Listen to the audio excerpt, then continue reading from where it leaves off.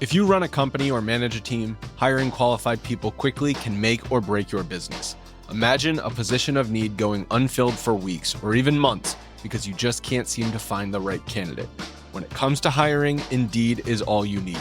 Stop struggling to get your job post seen on other job sites. Indeed sponsored jobs help you stand out and hire fast. With sponsored jobs, your post jumps to the top of the page for your relevant candidates so you can reach the people you want faster. This makes a huge difference. According to Indeed data, sponsored jobs posted directly on Indeed have 45% more applications than non-sponsored jobs. Plus, there's no monthly subscriptions, no long-term contracts. You only pay for results on your job post. Just in the last minute that I've been talking to you, 23 hires were made on Indeed, according to Indeed data worldwide. Now that is fast. There's no need to wait any longer. Speed up your hiring right now with Indeed. Listeners will get a $75 sponsored job credit to get your jobs more visibility at Indeed.com/BWN. Go to Indeed.com/BWN right now to support this podcast. Indeed.com/BWN. Terms and conditions apply.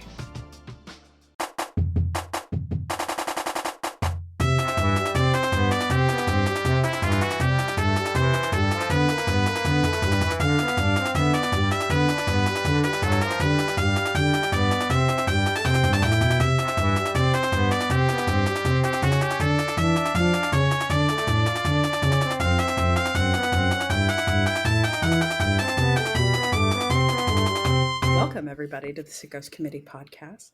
Oh, wait. This is your... What? Well, we started? Jesus, okay. I mean, I don't know. I can also not start. I didn't see the red light on. Only the hottest openings here. Fuck a cold open. Fuck a Yeah. cold open. Fuck it, we'll do it live. Fuck it. All right. Live. Welcome to the Sickos Committee podcast. This is our podcast for the evening of Tuesday, June 3rd. I am your host for this evening, Pitt Girl. Alongside me, I have, as usual, Commissioner Escalante and Canadian Correspondent Joey, Big Sky Correspondent Big Sky Brigit, and producer Arthur. Commish, how are you doing tonight? I'm good. I did some fun stuff today. I did like a lot of things, and I feel very accomplished. And then one thing completely deflated me. Yeah? I'm getting a new roof tomorrow. So Are you getting the green roof? No, I did not get the green roof. Oh. Is this because you are currently roofless and you are staring at the at the sky right now? Oh, what a feeling! I am staring at the ceiling. No, it's a different song. Commish lives in a convertible house. You heard it here first. I do. Commish lives in Olympic Stadium with the retractable roof that doesn't work. Yes. Okay. That's. No, we didn't get the green shingles because honestly, it wouldn't fit with the house, and we'd have to repaint. So we got shingles that match the house and less repaint. But like the insurance company sent us the check for this, and for this, to pay for it. And then like today was the day to pay for it, and so your savings account is sitting really nice. You're like, man, yeah, because you got that fat check in there. It's a giant check that is gonna eventually leave, but like today was the day that the check left. And so it's kind of depressing, like, oh, bye money, even though the insurance paid for it and we had like a deductible, which wasn't too bad and we could afford it. But it was just like, bye, really high, bye $11,000. See you later. Big number. Yeah, number go down. We don't like when the number goes down. It was like, oh no. And then they're going to be coming here at 7 a.m. to start like banging on the roof. Oh, and I'm working from home tomorrow because I gotta be here because they're doing. They should pay you for that. I'm gonna be putting on some headphones and hopefully I'll be okay. I mean, at least you get to keep the interest that the money earned while it was in your account, right? There's something like I can recover some recoverable depreciation. So I'll get some of that money back because it's a property claim, but I'm not going to see that $11,000 again. It was just kind of depressing. Like, man, $11,000. I wonder how much Vietnamese dong that is. I don't know. More now than it used to be. The dong is having a rough time. Dong's having a rough time. Can't seem to keep it up lately. That is correct. It's got a downward angle right now. Yeah.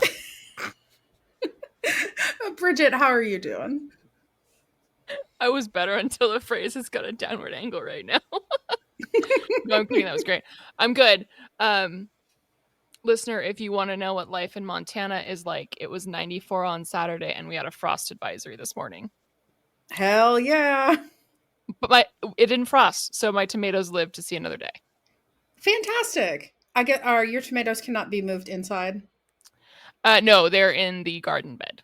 They're in the ground. Okay. Yeah. I have tomatoes in 5-gallon buckets. Obnoxiously, Pit Boyfriend and I put them in the 5-gallon buckets on Sunday.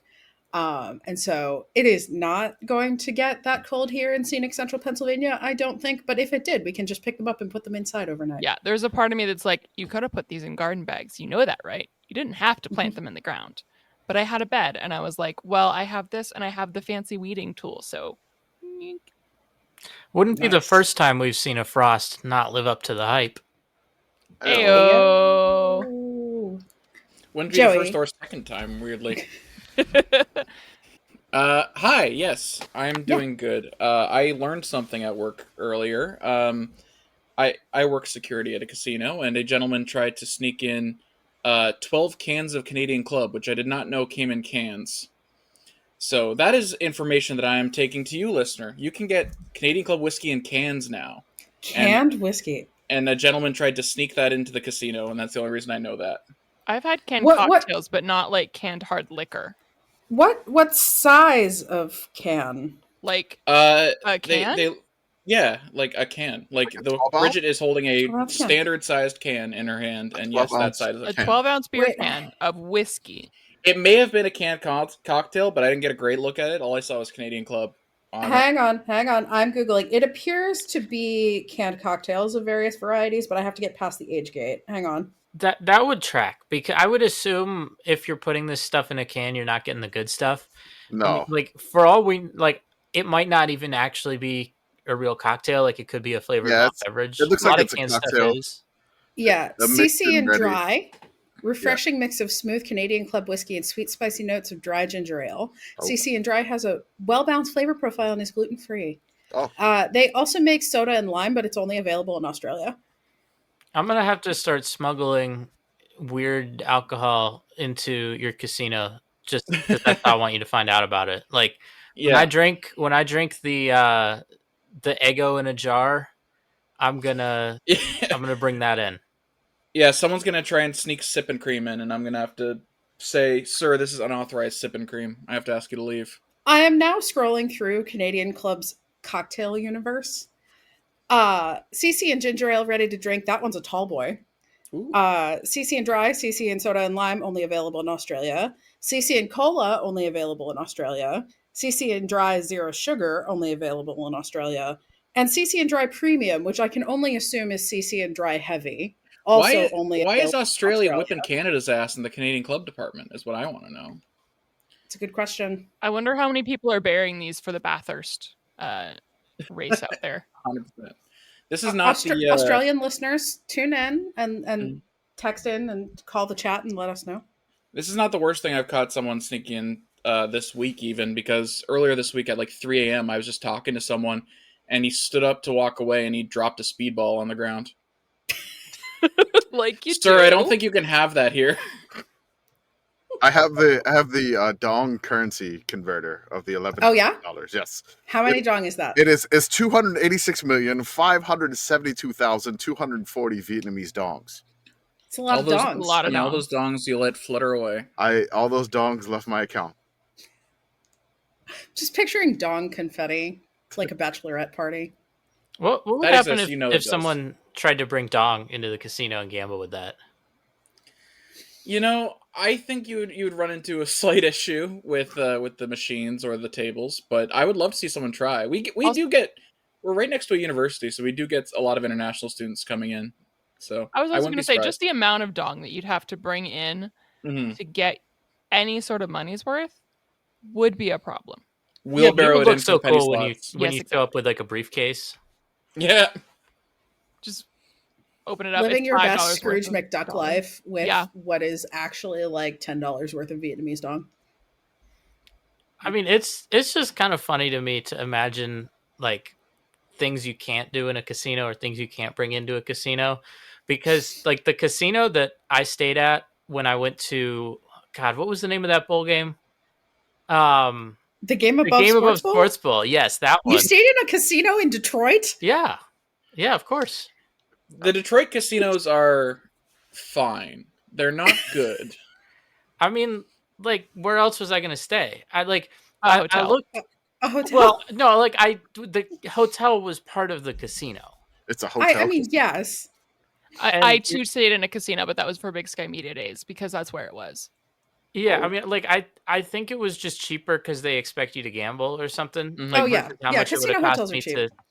Like, we do not have a hotel attached to us, unfortunately.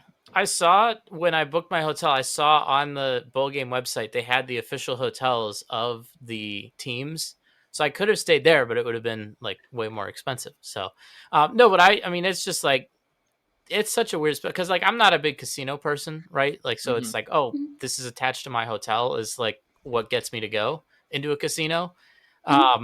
I think I'm just too good at math for casinos, but correct. It's just wild to see like kind of how much you can do without leaving the casino to keep you in the casino. The Lotus Eater scene from Percy Jackson is like that for a reason, folks. It is actually like that, from what I understand. Like you don't even have to go out to smoke. Like that's how we have like a patio for machine. That. You mentioned like you're too good at math to go to the casino. We have a guy who works in our security department who used to be like our biggest craps player, and then he did the math and realized he would make more money at the casino by working there than playing craps. Yeah, expected value, folks. It's not that hard, actually. Gentle listener, we are 10 minutes in the show, and it is a Tuesday show, so I should say it's Tuesday. Happy Tuesday. By way of introducing myself. Yes. Happy Tuesday.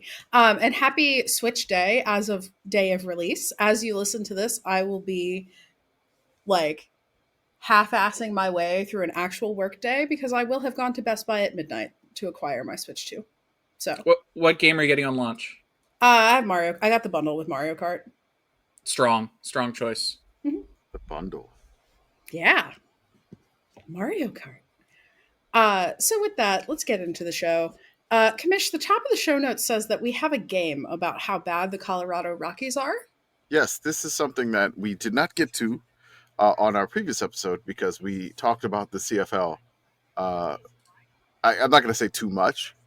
I'm just going to say... But we did provide you with a solid like hour and a half on the CFL. Yeah, we maybe like an hour and 45 minutes. It was a great... It was 2 hours when I listened to it today. Yeah, the whole show was, but I did do the chip review at the beginning. Yes. That is true. Yeah. It was a little bit of the chip review. But yeah, it was a good, solid CFL preview. It's a great episode. Listen to it. It was probably... we'll have like 5 clips of the show. We've already dropped 2 of them today. Yeah, we were actually funny on that show for the first time in a long time. I mean, thank you, John and Gas. Yes, John thank you Gas. for making us funny. Mm-hmm.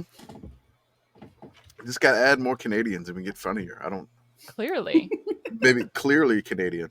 The humor is stored in Canada. Why is that? Joey's calling more people.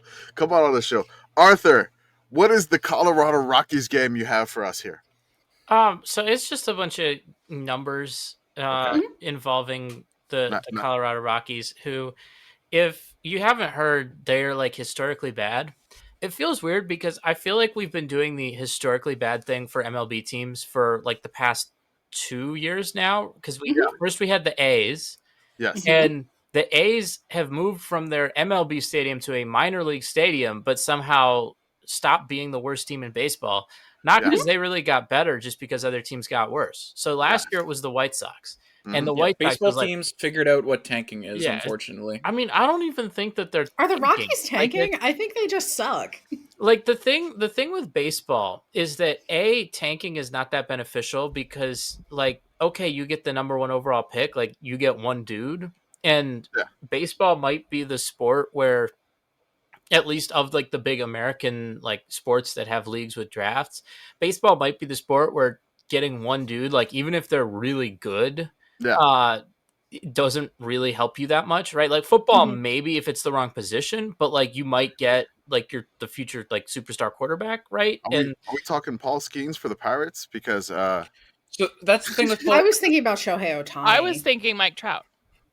Yeah. So that's the Angels got 2 of them still were with Trout though.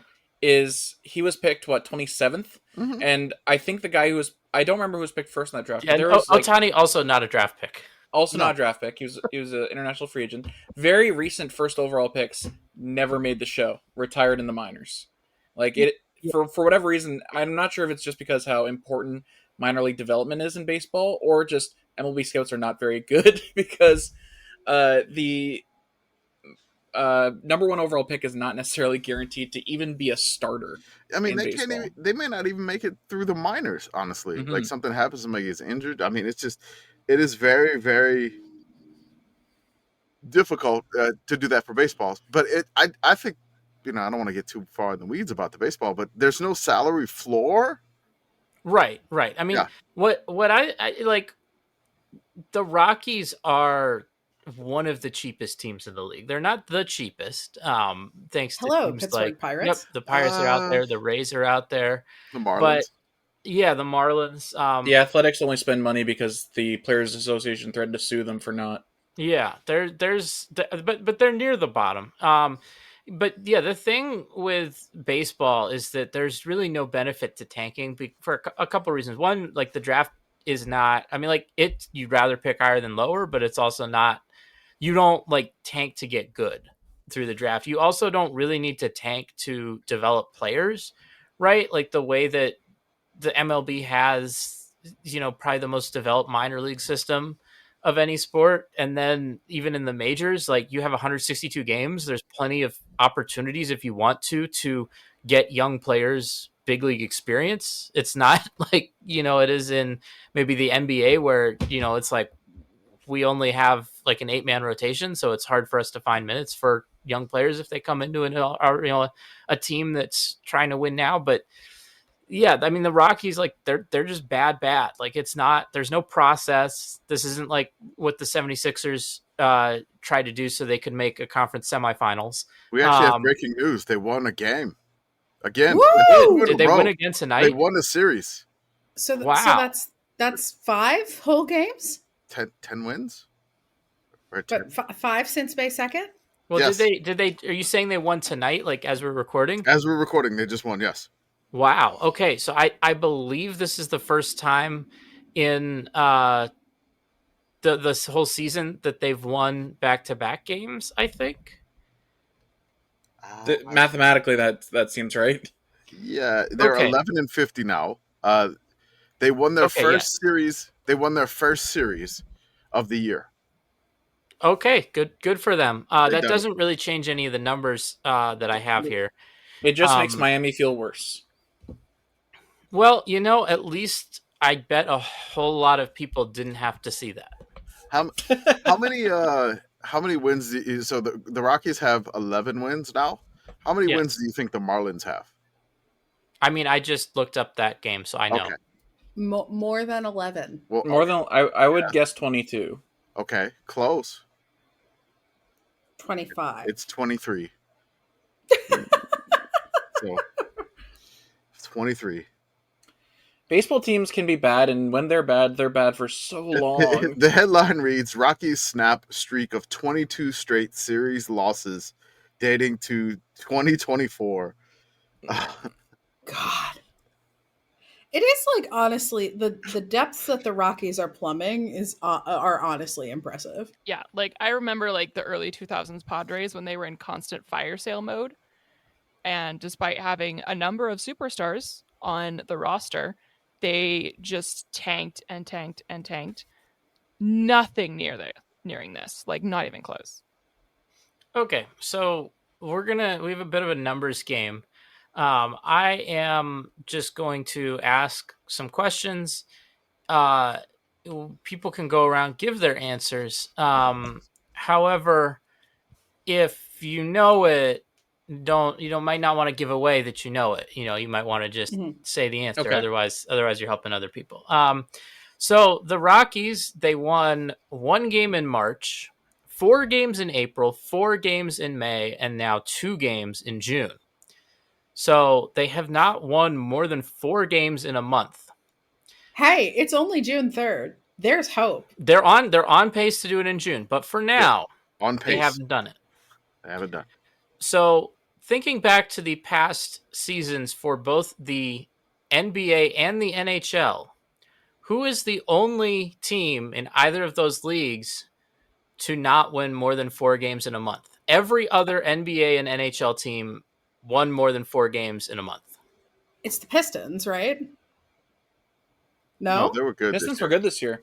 Oh, was it last season that we were talking about the Pistons Yeah. sucking? Oh, who has not won 4 games in a month? I don't So think it has any. not won more than 4, so they won I don't think exactly any- 4. I don't think any NHL team was that bad this year. Since April. Yeah, I can't think of one that was Like the whole. If there was an like, NHL regular team season. that was that bad, I would The whole know. regular Yeah, season. we would have heard about it. Which means that there's an NBA team that's that It's an bad. NBA team that was tanking. Is I it the think. Wizards? No, I don't think it was the Pelicans. It's not the Trailblazers. I don't remember who was at the bottom of the NBA standings. I tuned out when the Raptors were Could not have been. good. The Jazz were supposed to be up there. The Wizards, I think. There was another team that I think it is that I can't remember. I almost went to. I know the Wizards are bad because I almost went to a Wizards game and it was like $10 to get in the door. I know this isn't right. I will throw the token NHL guess out there. The Ducks. My token NHL guess was going to be the Devils. Devils made just- playoffs. Did they? Yeah. Okay. They didn't do much in it, but they made I mean, it. it's not that hard to make the playoffs. There's somebody that Don't say that. That's really- mean. Okay. Wait, I'm just no, stating you're in this facts. too. You're a Penguins fan. I'm a Red I Wings know. fan. I know. It wasn't the Sixers. It was so there was a team that should have been at the top, but then got like the 4th or 5th pick in the lottery, and the team is slipping my mind right now. I'm going to guess the Grizzlies for no reason other than they came to mind. They did No. fire their coach this season. Yes, they True. did. So did That's everybody. partially why. It's the Knicks. They just fired their coach.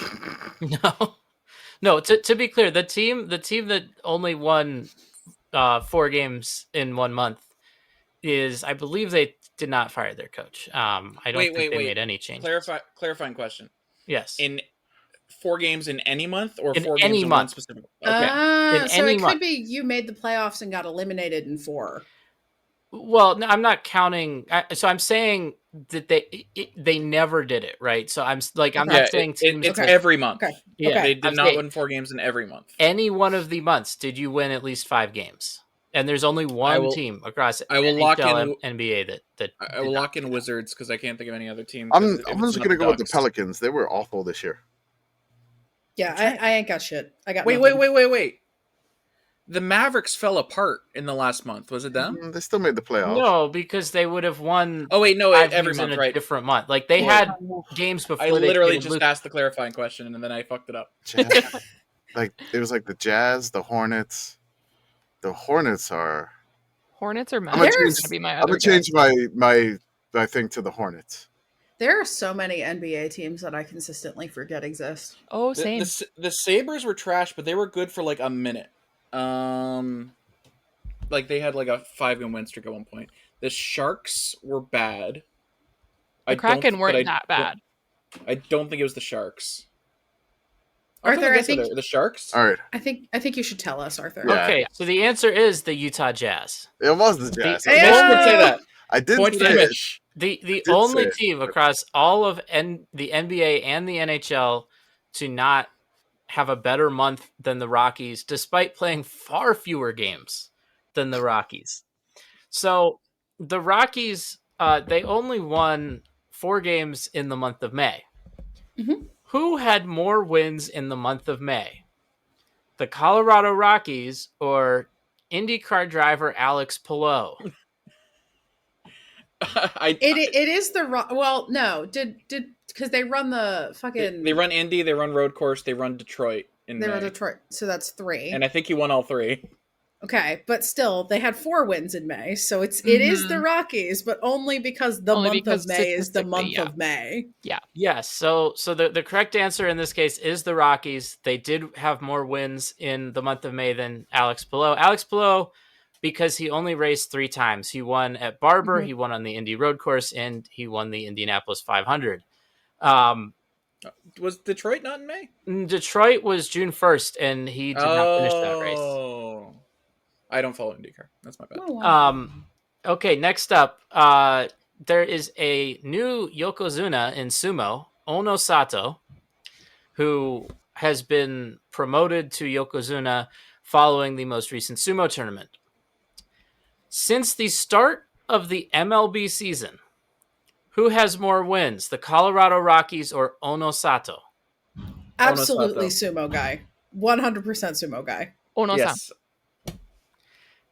So, yes, that is correct. Ono Sato has won 14 times since the MLB season started. The Rockies have only won 11 times. Can we get a picture of like Ono Sato in the chat? Can we Photoshop a Rockies hat on him? So he has only wrestled 15 times since Is this name the MLB season started. Ono Sato? Yes, yeah. If you just look up Ono Sato, he's bound to pop up. Ono Sato, she is from Arashi, and it's a completely different person. So, although I'd love to talk about Ono, we can talk all about leader.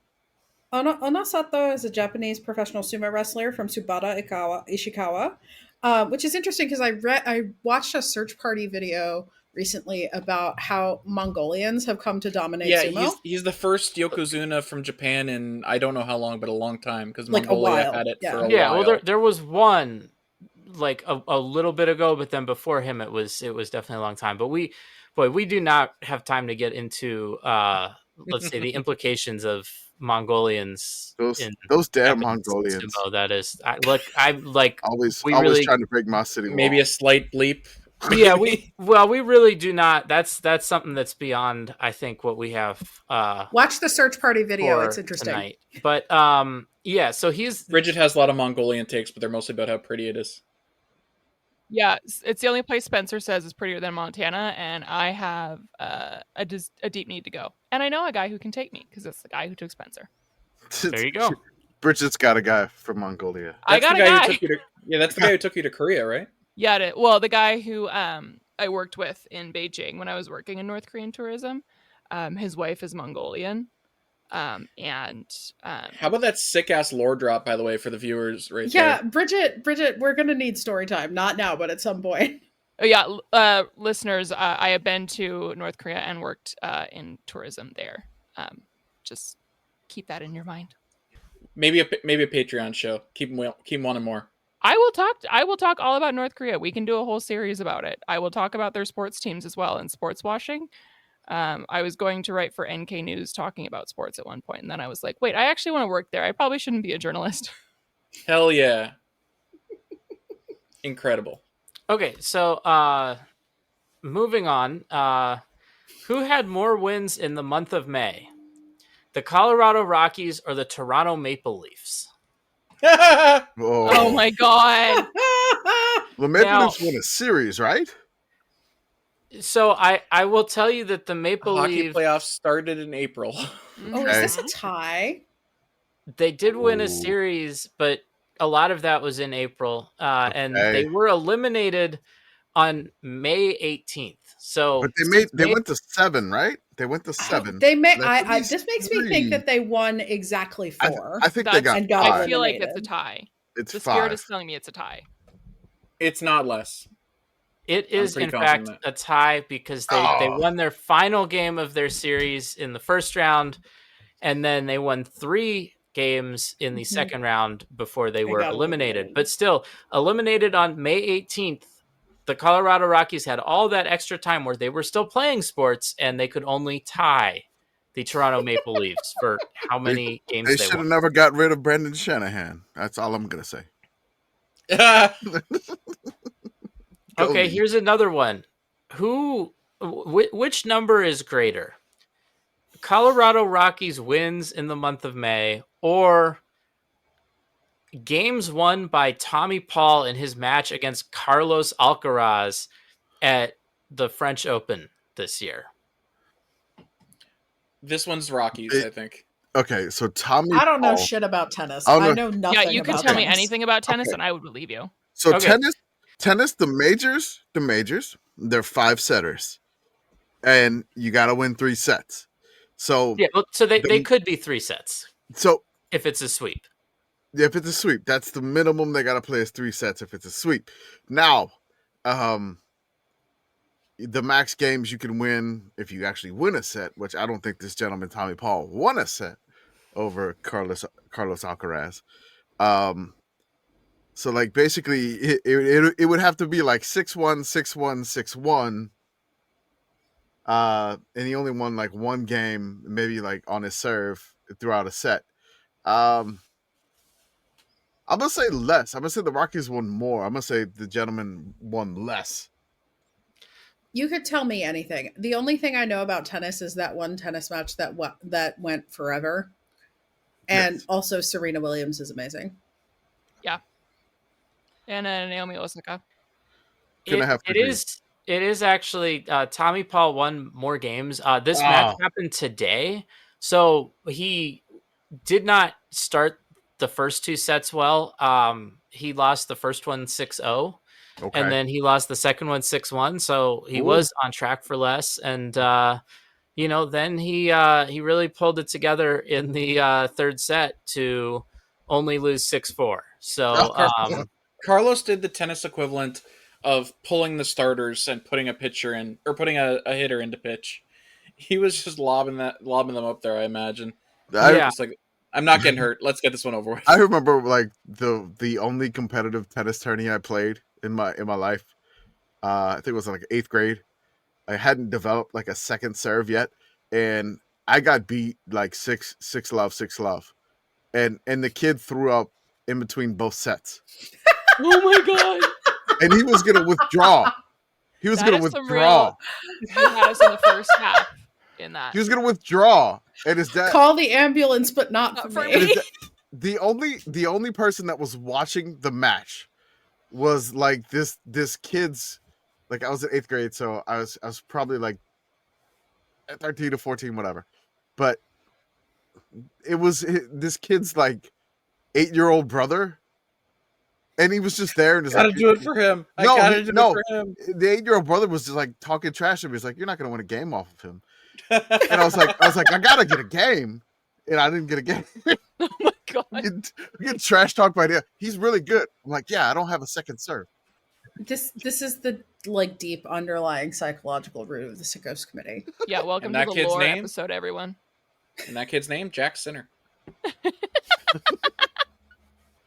The funny thing is, I made it to the semis of this tournament because the other 2 people withdrew. That happened to me in a badminton tournament. I got to the semis, and I was like, I shouldn't have been in the semis. I'm in danger. I should have been eliminated long ago. I went to regionals in high school twice. Once was in mixed doubles badminton because one of the other schools withdrew because one of their players got hurt in singles. So they withdrew all of their teams and let my mixed doubles team waltz through to the semis. And the other time I made it to regionals was in golf. A golf team in high school is 4 players. They take the top 3 scorers. Guess who was the 4th one? But the other 3 guys on my team were so good that we made regionals. So they dragged me along. I think I shot 120. and the guys who I was playing with just kept looking at me like, are you for real? Like, is this guy? Why are you here? I am the normal person who is here so that you can understand how good people who are good at this. Oh my god, it's that full cast where they're like, you need the one normal person in the Olympics. Yeah, I was wearing like shorts and a jacket, hitting balls directly into a tree. Meanwhile, these guys who are going to be on the PGA Tour in the future are just looking at me like, "What the fuck are you doing?" I think literally one guy started complaining that this guy's ruining my score with his pace of play. And I was like, you are in grade 11. Shut up. I'm here to get out of school. Damn, this really is the lore episode. Is this when I talk about how I was an intern at a clock museum? No, please. You've mentioned that a number of times. Hate time. Yeah. And it was a mistake. It was. Yeah. All right. Good way to waste time. Last one here. Oh, okay. One more. So with their win tonight, which is Tuesday night as we're recording this, the Colorado Rockies have matched the win total of the Indiana Hoosiers from the most recent college football season. However, here's the question. Which number is greater? Colorado Rockies wins in the month of May, or people who threw a pass for Indiana this season? That's damn near equal because Rourke played every game, I'm pretty sure. So they would have just been the backups in garbage time. But how are you getting to 5? Yeah. Although you get like trick plays and stuff, I guess. Okay, so Rourke was hurt. He had a hand injury, so that's at least another QB. That puts us at 2. Okay, now they beat the ever-living crap out of somebody. They beat the crap out of, I think, Indiana State. I think there's a Western Illinois in there, or maybe I'm thinking of a different team. I don't know if it was Indiana State, but they beat the crap out of somebody.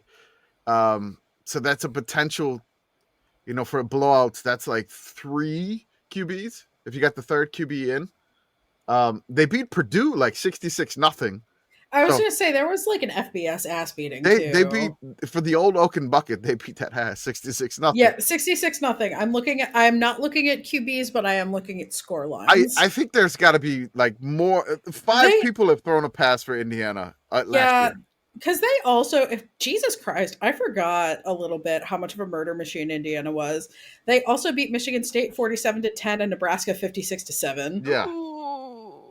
Yeah, there's a lot of ass beating in here. Charlotte 52-14. Yep.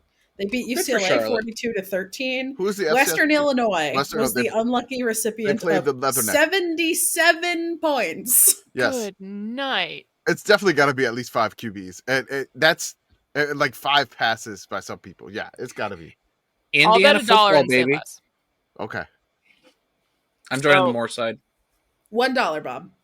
So here's everyone who threw pass for Indiana. So you have Curtis Rourke, who threw 320 passes for Indiana, completed 69% of them. Nice. 29 touchdowns. You had Taven Jackson, who was the backup, who did get significant playing time when he had his injury.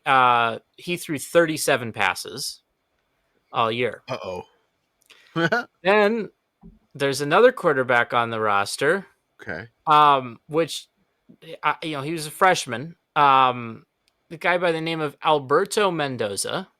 Oh, is that Francisco's brother? Yeah, I wonder if there's any relation, because I know, he's coming to Indiana now, right? Yeah, he is. He's transferred in.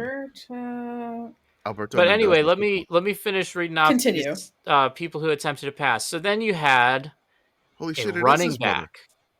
Oh, there are 2 of them? Ellison, 1 pass attempt, which he did not complete. By the way, Alberto Mendoza, he did complete his 1 pass attempt for 6 yards. Good.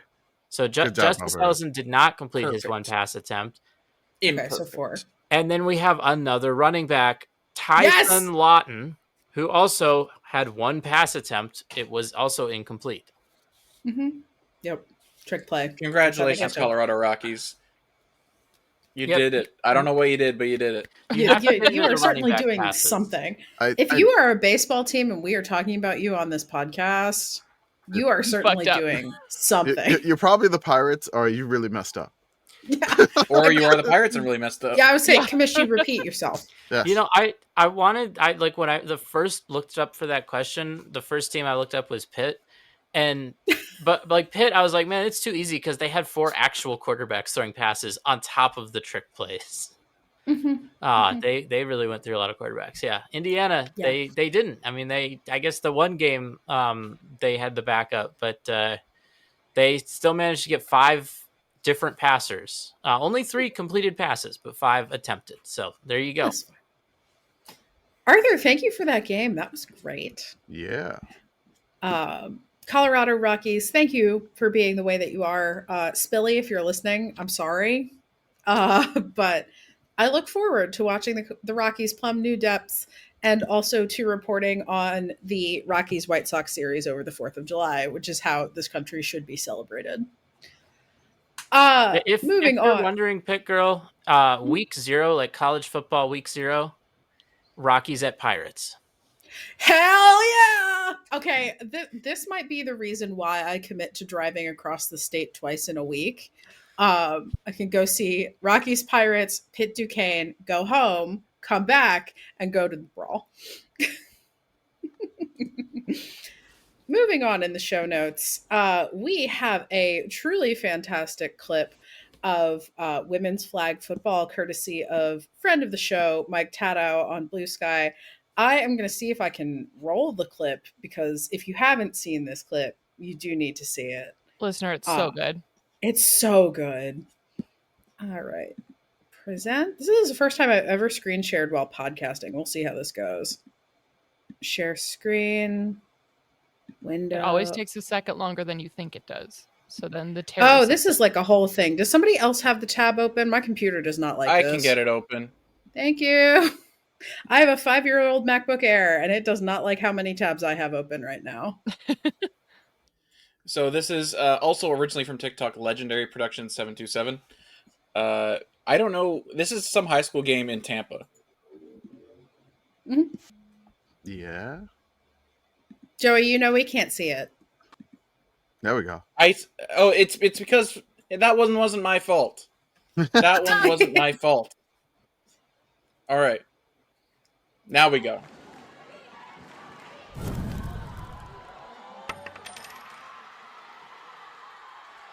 Just like perfect dime from this quarterback. It is I appreciate the wind sound up, effects short release, steps well. into the throw. The sound effect is appropriate. Yeah. This is amazing. The Blue Sky thread below this, the replies are also amazing. Starting with friend of the show, Professor Butts, saying, "My God, that's Danny Marino." Oh God, all the names, all the names were so good. I was crying. Her actual name is Ava Hansen. She is committed to D3 Hendricks College. I hope she gets an NIL deal. I hope we get to see her in the 2028 Olympics. Queen, we stand. A 38-yard dot. I'm just looking through all the names. They're very good. Jolene Burrow, Joan Elway, Tori Britt Aikman. Favre. Britt Favre is a banger. Britt Favre. Steph McNair. Bernice Kosar. I like and that. Of course, Fran Tarkenton. Blakely Mayfield. Patience Manning. Justine Herbert. Very good.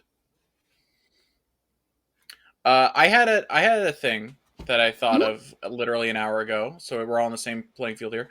With flag football coming to the Olympics, I don't know if you guys remember when golf came back to the Olympics. Who's the guy?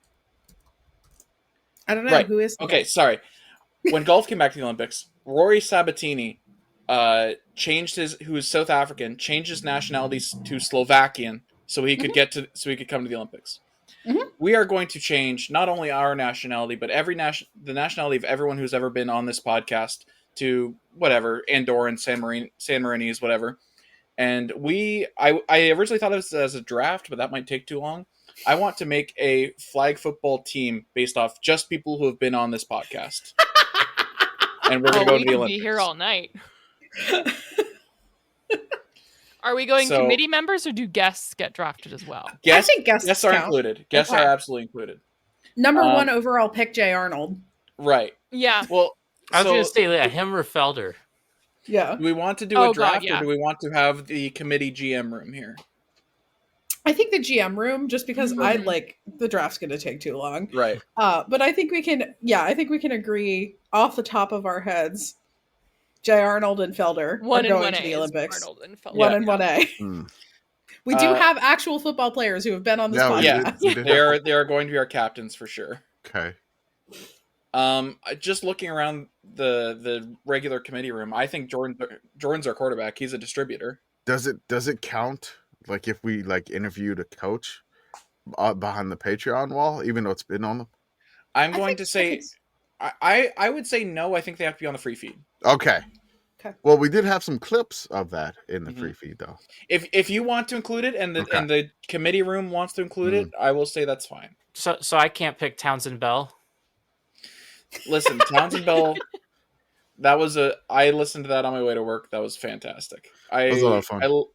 I love that he still clearly doesn't really understand why it was popular, but he's like, it was big numbers. And he went with it, and I loved it. It wasn't weird. Like, he embraced that it was weird, but people liked it, and gosh darn it, that's great. That's awesome. like I don't even have time to pick a favorite dog. You still didn't know what the Sonoran dog I just was. imagine. I'm just imagining, like, they're in the booth. It's like, here, call this hot dog race. Yeah. Sure. This is happening. Call it. Go. Live shot of me opening the show notes. This is happening. What was great too is that how they didn't call it from a booth. Like they were just there, like on a couch. Yeah. Like the couch, I don't know if because I didn't actually see like what the TV showed because I was there in person. The couch was straight up on the track. Yeah. Hell yeah. Amazing. Like, I don't know if they like cropped it out of TV shots, but like on the front stretch, they had all of this stuff set up for the pit stop competition that was happening right after the Weenie 500. So when they went past the front stretch, like they had to make sure they were over to one side of the track because like there was all sorts of stuff on the track, including like a whole like TV set where they were doing the show from. So Jay and Felder are defensive anchors, I think, for flag football. I know Jay was offensive, but Felder was a defensive back. But we're doing flag football. This is probably Iron Man. I think their skills are transferable. I want to draft the sneakily jacked Ryan Nanny. Ryan Nanny is a banger. I think we're putting him at wideout. We're gonna have him awesome people. I'd also like to draft Spencer. Okay, Spencer's there. Jason's. We gotta get the full cast out here. As for mainline hosts, I think Jordan's the quarterback here. He's a distributor. I think he's gonna get the ball to everyone equally. Yeah. I think that's fair. I have won a flag football championship at ULM, so there we go. We got some experience here. I was the center. Center's good because center kind of also plays tight end in flag football. Yeah, I was the one where like they didn't pay attention to me, and so I would just be like the one that would get open and get first downs. I won a high school flag football intramural championship, and this is not a joke. Actually, this is very weirdly Sickos committee. We won basically because we were the only team that was willing to punt. Everyone else kept going for it on fourth down, and we punted and we won the field position battle and won the championship. Punting is winning. This is what they say. You Kirk Ferenced flag football. Love it. Can we put Beth in at slot receiver? Yes. That feels like the right place for her. Commish, can I offer to move you over to head coach because you have sideline experience with the Coyotes? And I do, and the other soccer teams. Yeah, head coach Commish. Yeah, I could do that. And I think to move to center, the guy who's going to start the play and be our short range threat is going to be Arthur. Oh yeah. I think he's going to be dependable in the short range game. He's never going to miss a snap. I think Arthur's a good center. I think my wardrobe has the most things a coach would wear. Okay.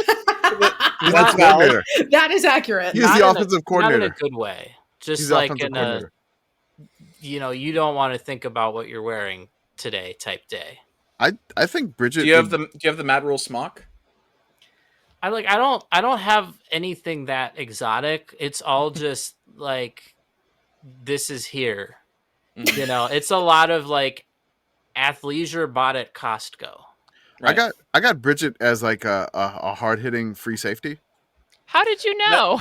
Yes. That's difficult when we in used flag to play football, pickup football, I just wanted to hit people. Yes, the free safety. We're sending Brigit out there to draw. Somebody's running crossing routes. Well, here's the thing: I can sprint, but like only for short. Obviously, for short, that's the definition of a sprinter. And I just really like to hit people. And I think Pitt Girl is our running back. I think. Oh, right. Okay. Yeah, she's. I'm shifty. She is shifty. Shifty is got moves. Folks. The thing with flag football is the wide receivers got to be the speedsters. The running backs got to be shifty because everyone's right there already. Yes, yeah, right. I'm just a little guy. Exactly. she's our Darren Sproles. Let's go. I'm trying to think if there's another guest that I'm obviously missing here. Like, are we putting Brandon Marcello on the board anywhere? I mean, he's got to be a good linebacker. I think. Mm-hmm. Brandon's good. Does David Hale factor in? David Hale. I mean, is David Hale like our lineman that like puts his arms behind that's his what I'm back? thinking. We need an O-line guy. I need O-line. I was going to propose the corn correspondent for O-line. Fleer and Hale. And the thing with the corn correspondent is he's so powerful from all the food we've made him ingest. Yes, that's right. Well, that and all We're the rowing bulking that him he up. does to work it off. Yeah. We're bulking him up. Oh, Golick Jr. We forgot Golick Jr. Oh, we did Gojo. forget. He's an O-lineman. How could we forget? Yeah. Anyway, Gojo's O-lineman. That's done. 1C. We're sorry we forgot you. Sorry, Gojo. So we got Jordan throwing the ball all over the place. Who's our wide receivers? Joey, you're fleet. We have Beth at slot. We have Beth at slot. We need someone fast at wideout, and I am sturdy. So I will say Professional this. spreadsheeter Kevin. I will say this. Kevin. Ooh, Kevin could slot Kevin's in the fleet of foot and the pivot tables. He's got good directional movement. If I'm coaching or is Arthur coaching, I have no idea. But I've played wide receiver 8th grade and 9th grade football. I think you are the OC/HC/ wide receiver, and Arthur is the DC / defensive back. I had really good hands. I will say that. Could I take the top off the defense? Probably not. Average. We're gonna play West Coast flag football. It's fine. I mean, again, there was a time where I was a pinch runner in baseball that they put me on the steal basis, which I was pretty good at that. But I think I actually got measured. I ran like a 4.68, but that was like 10th grade. That's really good. Yeah. Like I'm not. Hang on, give me your flowers. That's really good. No. There were people faster than me, but I played decent level sports, and I never was able to run that fast. Yeah, me neither. I'm just. Who's our kicker? I'm thinking about who's our kicker. I mean, I did Liam Anderson. Maybe Liam for punter and friend of the show Victoria Zeller for kicker. Oh yeah. Oh, Victoria, obviously. Victoria, Yeah. Well, I mean, Victoria's actually done the practice for it, so she's done that. Yeah. Yep. I will be special teams coordinator. Nice punts. I can punt. Punts. I punted before too. I was the when we did the flag football championship, I was the trick play quarterback on the winning 2-point conversion because our best player and the guy who carried us was playing quarterback the whole time, and then we realized we really need someone to be able to catch the ball here. So let's just get someone who can throw it 5 yards to him. So I did that, and we won.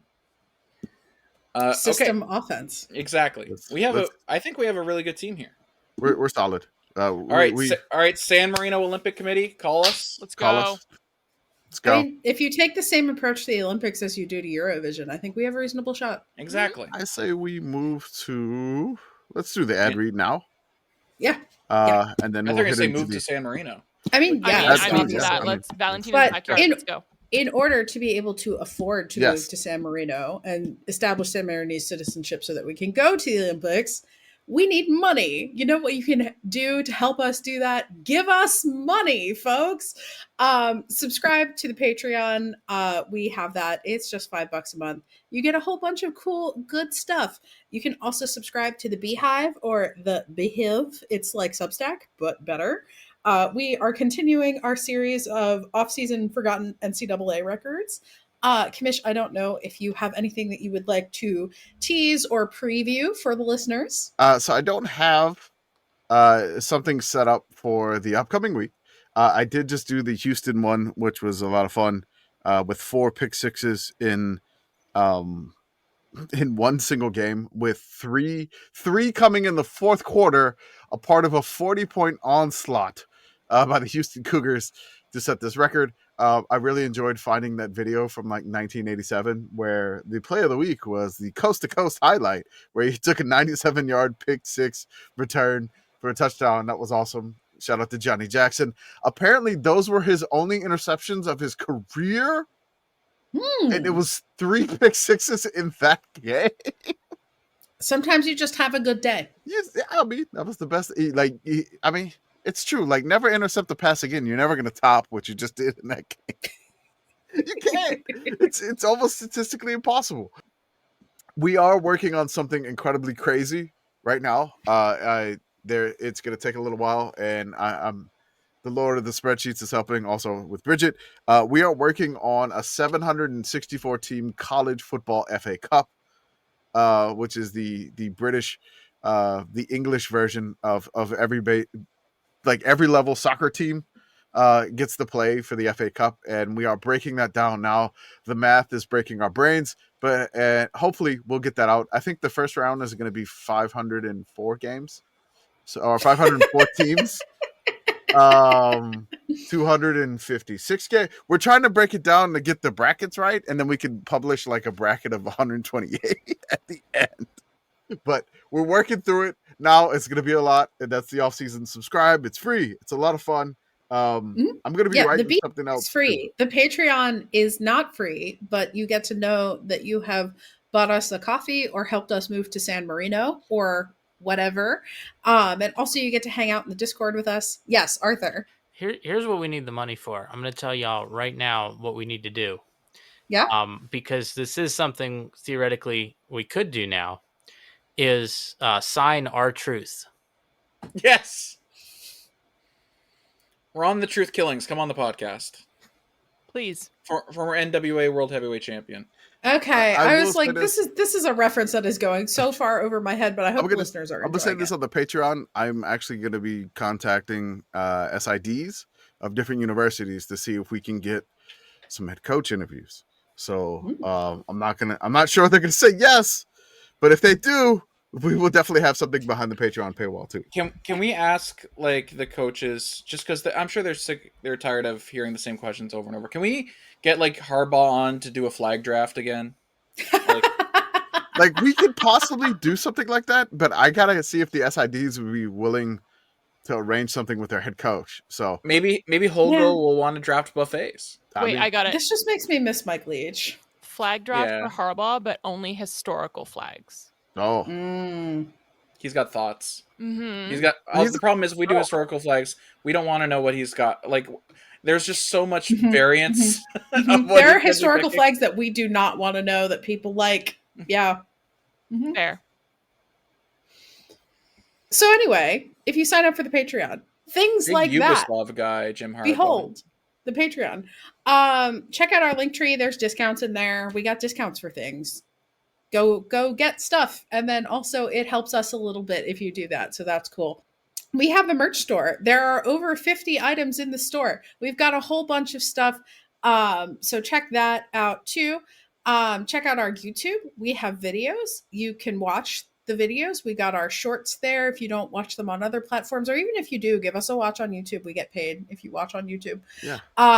So we got that. You can subscribe, hit the little bell so you get the notifications when the podcast comes up. Or when we have actual videos that Commish and Brigit do that have pictures and stuff. We're working on. Got more coming.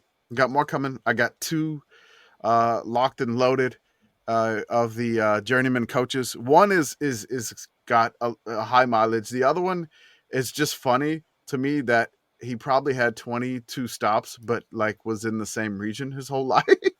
So the mileage is low, but like he just kept hopping jobs from like, neighborhood to neighborhood, basically. It was a lot of fun. So we got all that.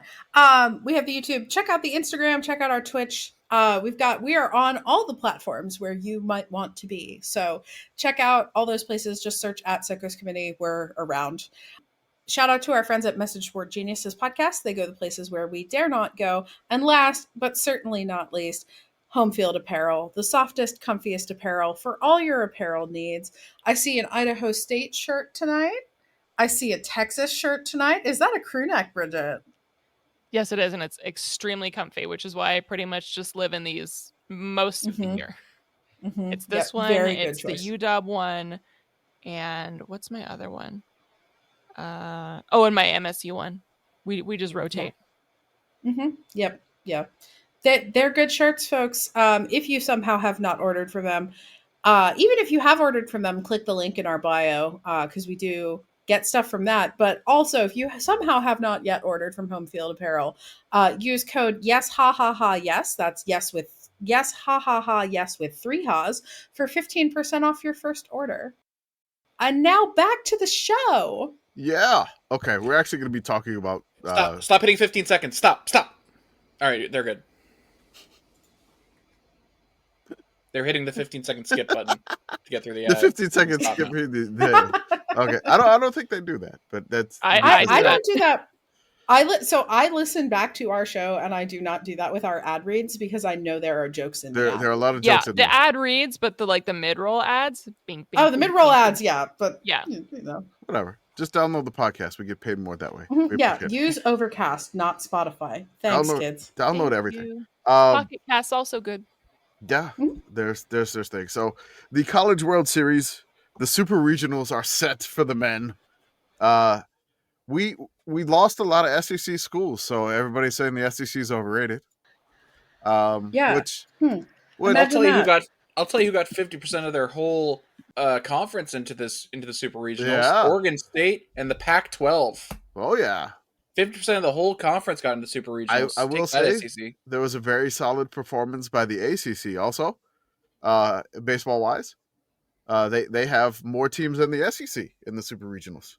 So this is fun. Let's just go through who we got in the Super Regionals. Louisville came out of the Vandy region in Nashville. Louisville defeated Wright State, who took out Vandy. Kicking it in Hattiesburg was the U. The U swept through, and they lost one to Southern Miss, but then they won the final one. They held on 5-4. Out of Corvallis Love, they lost their first game, and Oregon State had to go the scenic route to get out of their own regional, but they did it in impressive fashion with some incredible slides and lack of bunting ability. By the eighth hole hitter, the Knowles, the DH, man who was there to hit, was told to bunt and didn't. Batting 119 for the regional, not great, but they got through. He had a crazy slide too. It was a lot of fun. The Knowles got through the Florida State regional. They got out. In North Carolina, got out through the Chapel Hill regional. Really no problems there. Since Oregon in their Eugene regional, they got eliminated in the first two games. The 2-seed Arizona had a nice run through, and they took out Cal Poly and Utah Valley. In the Auburn regional, Auburn got through. They took the easy route. Same with Conway, Coastal Carolina. There was a little bit of drama with the Florida coach and the Coastal Carolina there.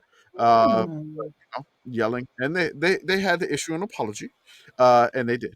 But Coastal whom among us has not yelled about something? We'll get to some more yelling later. In the Austin Regional, we already talked about the Birds Up, UTSA, first ever Super Regional for them as a school. Then UCLA got out of their own regional.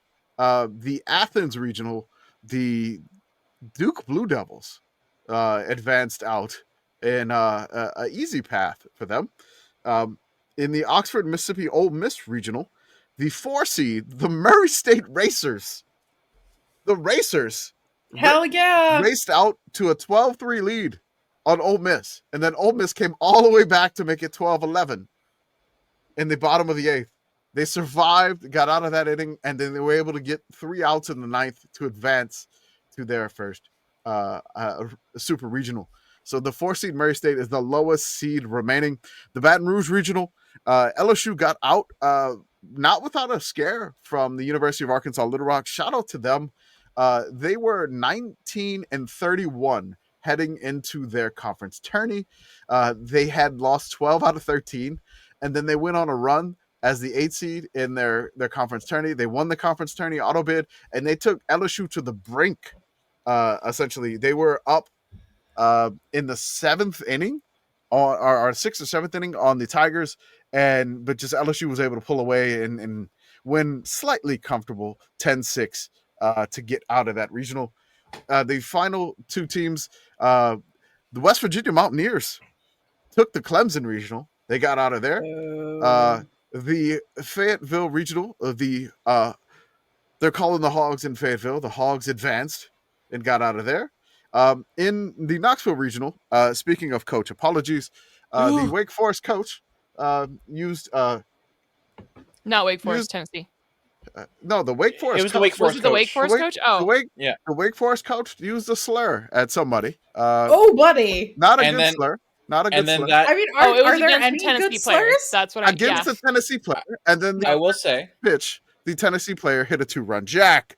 happy Pride, everyone. It works, and the Wake Forest coach did issue an apology today for it.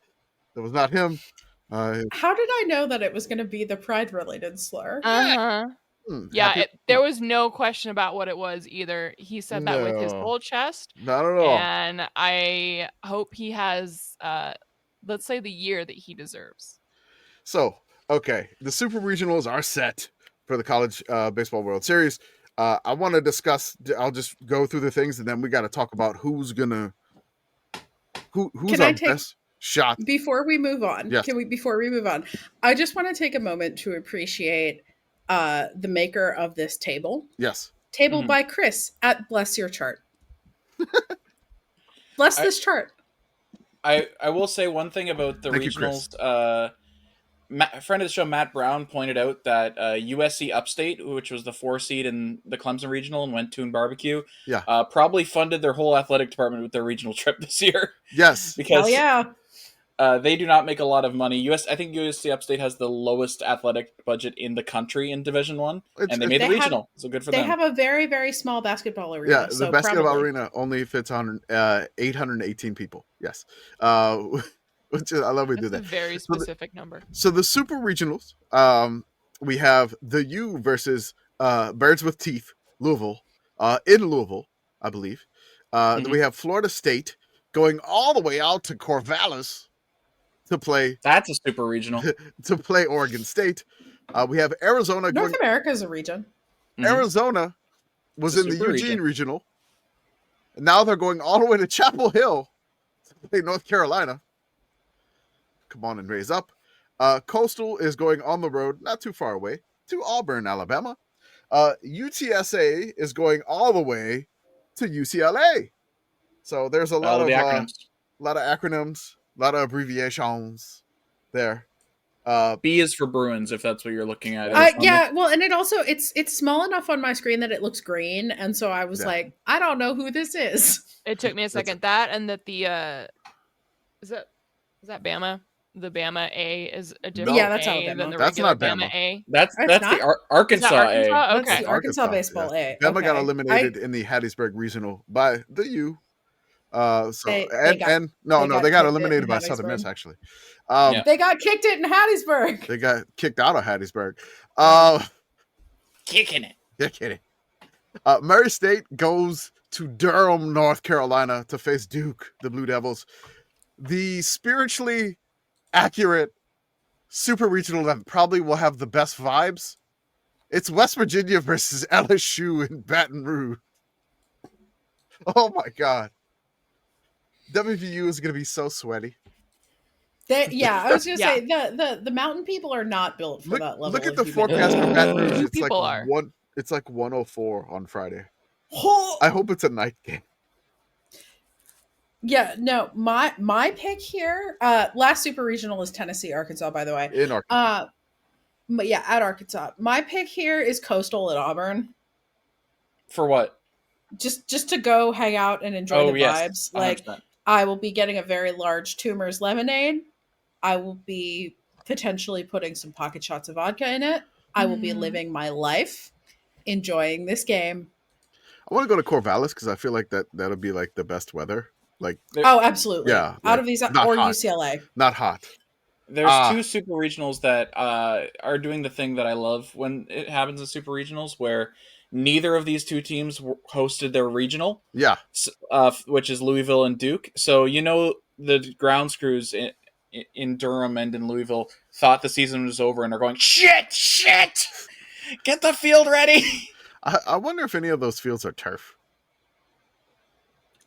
Most of them are in college football nowadays, right? Or college baseball. Yeah, because maintaining the baseball field is expensive. Oregon State's field is all turf, including their dirt, I think. Which is why that guy slid from 25 feet away and made the base. Yes. That was turf Superman. dirt? Yep, turf dirt. Turf dirt. Well, why not just dirt? Because turf cheaper. It's Turf dirt cheaper than dirt dirt? It's turt. We're getting turnt in Corvallis. But there's like Corvallis dirt's love. free. Oh yeah, You can just go outside. dirt is free. Yeah, but then you have to cut the green out of your turt. Well, also, I shouldn't even say that dirt is free because I went to the garden store on Saturday. I know Yeah, damn well dirt is not free. I bought a bag of soil for like $6, and I was mad about it today.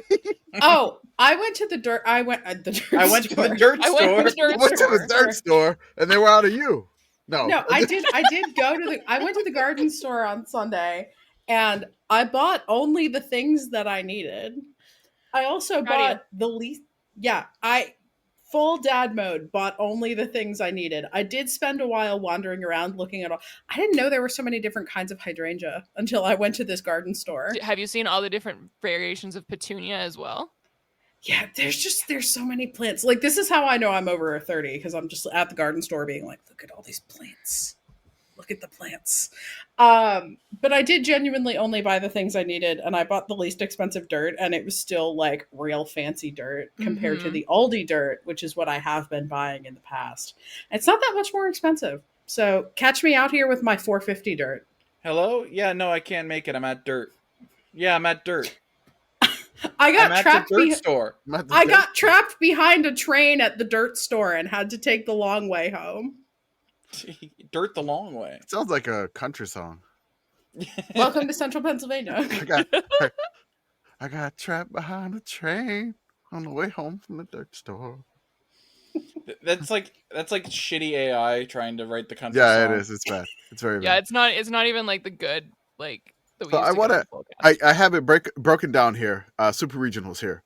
The school that has the most College World Series trips is Miami at 25, Florida State at 24, LSU with 19, Arizona 18, North Carolina 12, Arkansas 11, Tennessee 7, Oregon State 7, Auburn 6, Louisville 5, UCLA 5, Duke 3, Coastal 1.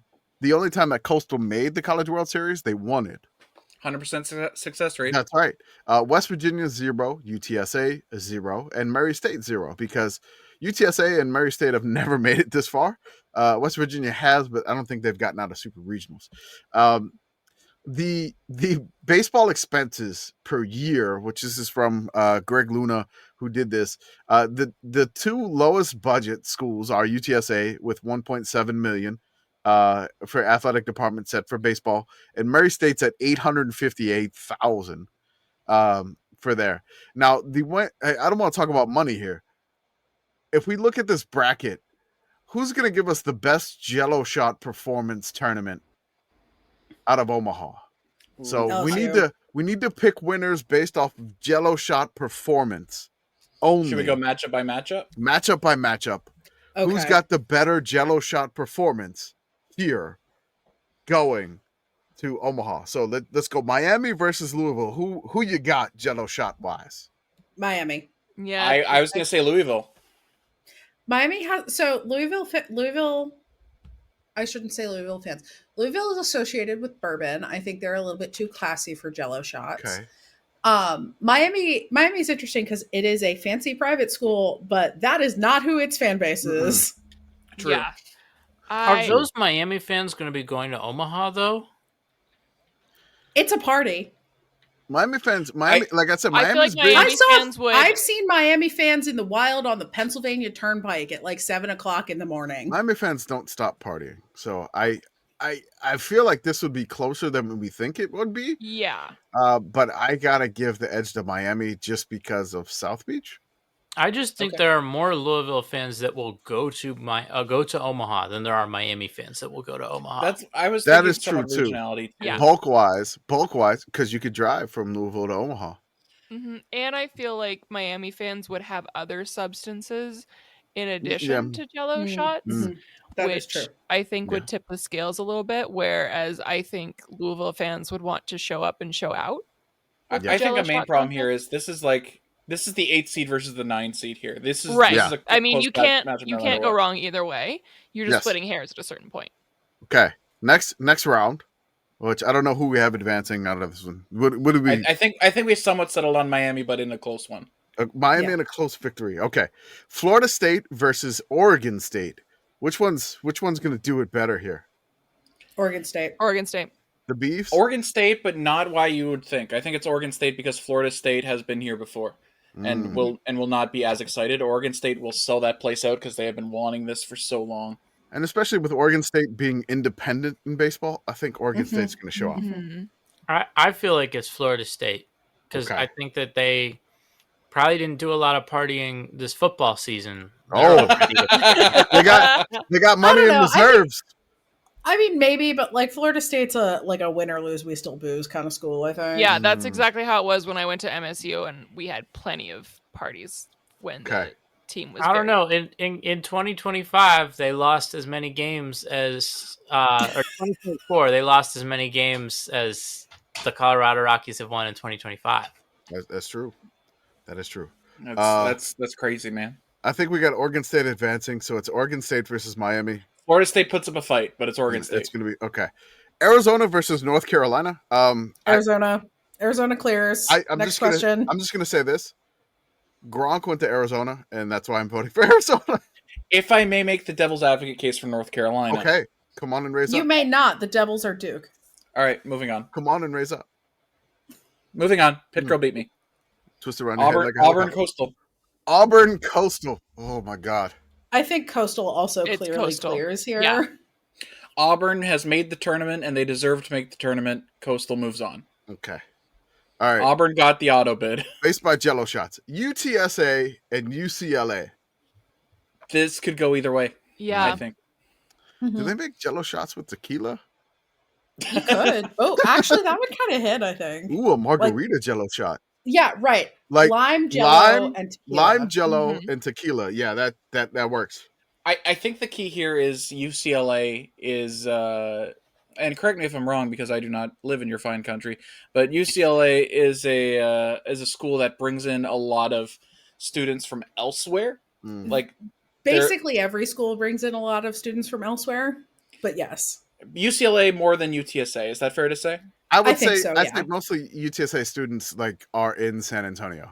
I will say that. Yeah. Well, so you guys have heard the phrase like California sober though, right? Where where it's like you don't drink, right? And it's like I don't know that UCLA, obviously it's a college, so there's some drinking, but I feel like it's not a big party school. It's also it's hard to get into. It is hard to get into that cool-ass school.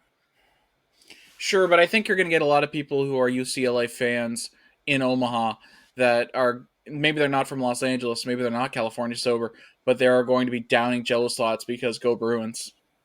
Yeah, I don't know. I think UTSA on the Jello shot metric. I think I trust UTSA more to get the job done. I'm going with this for the same reason I didn't go with Miami, right? Like there might be other substances involved with UCLA. That I feel that UTSA would win just on Jello shots. Okay. Yeah. All right. Murray State, the Racers versus the Duke Blue Devils. Who you got with Jello shots? Duke is too fancy for Jello shots. Next question. I think Murray State's the 1 seed. It's a once in a lifetime shot. Yeah, if Murray State gets out of this, they're like the entire city. They're gonna just drain the population of wherever Murray State is in Kentucky. In Murray, Kentucky. Murray, Kentucky. How fitting. How many people are in Murray, Kentucky? They're all going to be in Omaha. It'll be 0. Murray, Kentucky. Population. City in Callaway County, Kentucky. This is the seat of Callaway County and the 19th largest city in Kentucky. City's population was 17,307 during the 2020 U.S. Census. Its micropolitan area's population is 37,191. That's a lot. Murray is a college town and the home of Murray State University. Let's see what Murray State enrollment is. Probably the population. Murray State enrollment, in-state tuition. Undergraduate enrollment 8,281 as of fall 2024, and another 1,700 postgrads. Okay, so the entire city's going. Again, the argument for Duke is remember last Jello shot competition. There were people who would be from far away and call the bar and be like, yeah, here's my card details, 50 jello shots for Duke, whoever. put it on Just the give bar. them to whoever's there. Bang. That's the argument for Duke. However, I still don't think it's enough to beat Murray State. No. Okay. So we got Murray State. I think it's not on. a blowout, but I think they. All right. Yeah. The all-time jello shot champion, LSU versus West Virginia. Battle of the Titans. This is insane. Whoever wins this actual series is my favorite for the jello shot board. Mm-hmm. This is the one too. Like, this is absolutely insane. I still think LSU has it. They've got the track record. They've got the experience. They've got people training as we speak in Baton Rouge, downing jello shots as we speak. As you speak, and they got their booster from Raising Cane's buying $20,000 worth of jello shots. Yeah. Thanks, Todd. Thanks, Todd, and your dog. Tennessee and Arkansas. Now, Tennessee won last year, the World Series. They also won the jello shot title last year, which was less than half of LSU's total jello shot winning in 2023. Arkansas has also won the jello shot board, but it was kind of in its infancy when they won it. They didn't really have to run Pitt up the Girl, score. what has happened? I have read a post on Blue Sky that is relevant to the mods of the Discord that we are in, which is everybody in this room anyway. Okay. Hey, what's up? Tom Payne, friend of the show, from 10K Losses, green text format. Be me. Make a new channel on the 10K Losses Discord for TV and movies. Call it Jumbotron because, sports. Users post nothing but LBJ cock shots. Jumbo indeed. Yep. Wait, what I need to know is how many references have been made to LBJ's pants because they need to fit his bunghole. Okay. This LBJ conversation, thinking about sticking their dick in the mashed potatoes. Arkansas beats Tennessee. There it is. Tied at home. Yes, sir.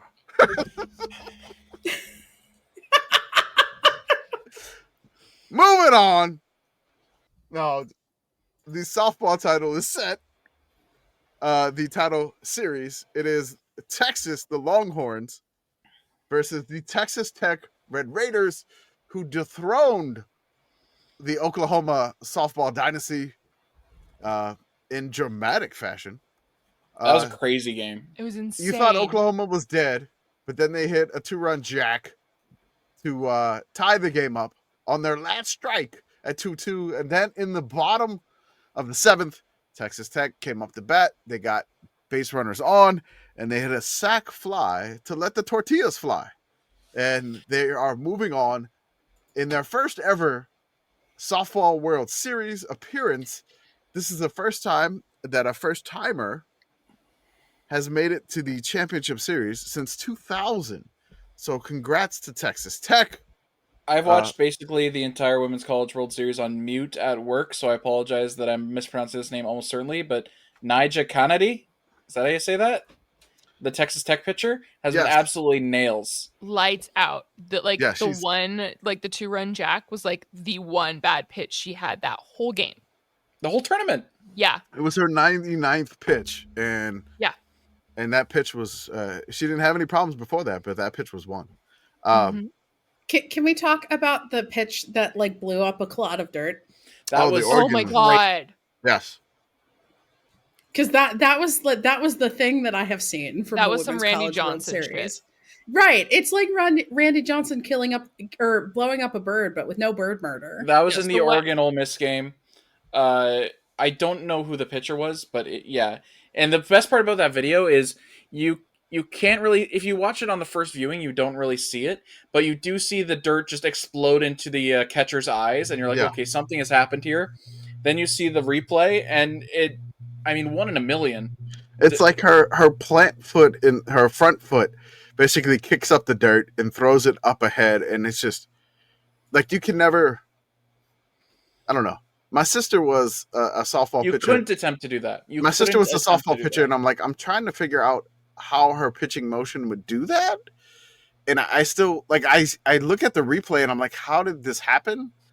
And then knowing that I've played baseball, a lot in my life, like all throughout high school and some in college, and I'm trying to figure out what part of the cleat pattern dirt that flew out.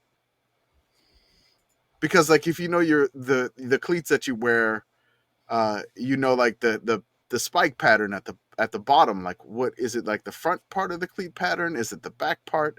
You would think it would be the toe, but the way her motion was, I was like, where did this dirt come from?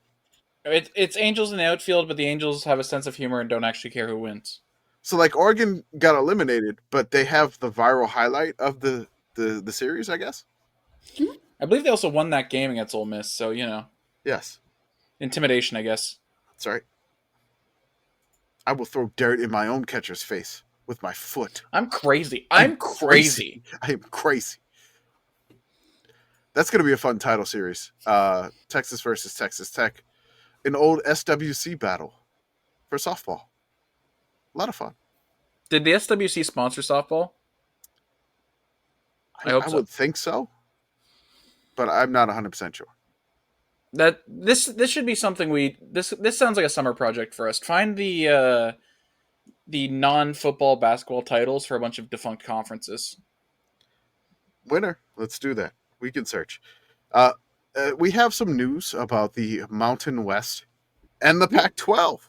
Yes. So Chris Vanini reported, indicated that it is now officially official that all 5 departing Mountain West schools yesterday filed their intent to leave the conference, and only those 5. So Boise State, Colorado State, Fresno State, San Diego State, Utah State are headed to the Pac-12 in 2026. The Pac-12 still needs one more. Unless they convince Gonzaga State to start a football team. So yeah, I don't know. Gonzaga's football team, I wrote about their history, which they haven't had one since like the 40s, the 1940s, I think. Was that the one where they buried the football? No, that was the Portland Pilots. Oh, right. Which was a great one. Which I'm gonna turn those into video series too.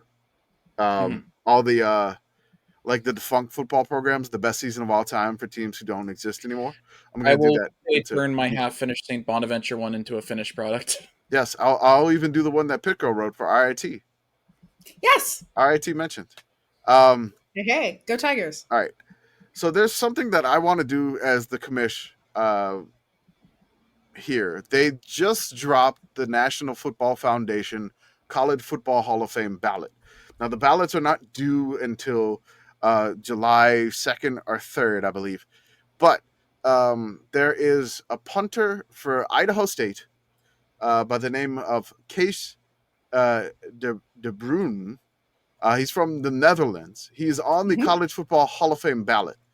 I'm trying to figure out how to write something for our beehive to essentially make a case, to essentially make a case for Case to make the Hall of Fame. So he's been on the ballot a couple of times before, but he's not made it. This is kind of brainstorming for us here. This is kind of like a meeting live on a podcast that we're going to read. But he was the punter and kicker when he took over for Idaho State in 78, and they were 0-11. So all he got to do, he was on an 0-11 team, and then his senior year, Idaho State won the national championship in 1981. They were 12-1, and he was the punter and kicker for them, just a punter for them. Now his overall average for 4 years was 43.69 yards, which was pretty nice. He averaged 45.9 yards in his senior season per punt. He was an all-conference punter in 78 when they were 0-11, 1980 and 1981. Also, he was the best Big Sky place kicker in 1980.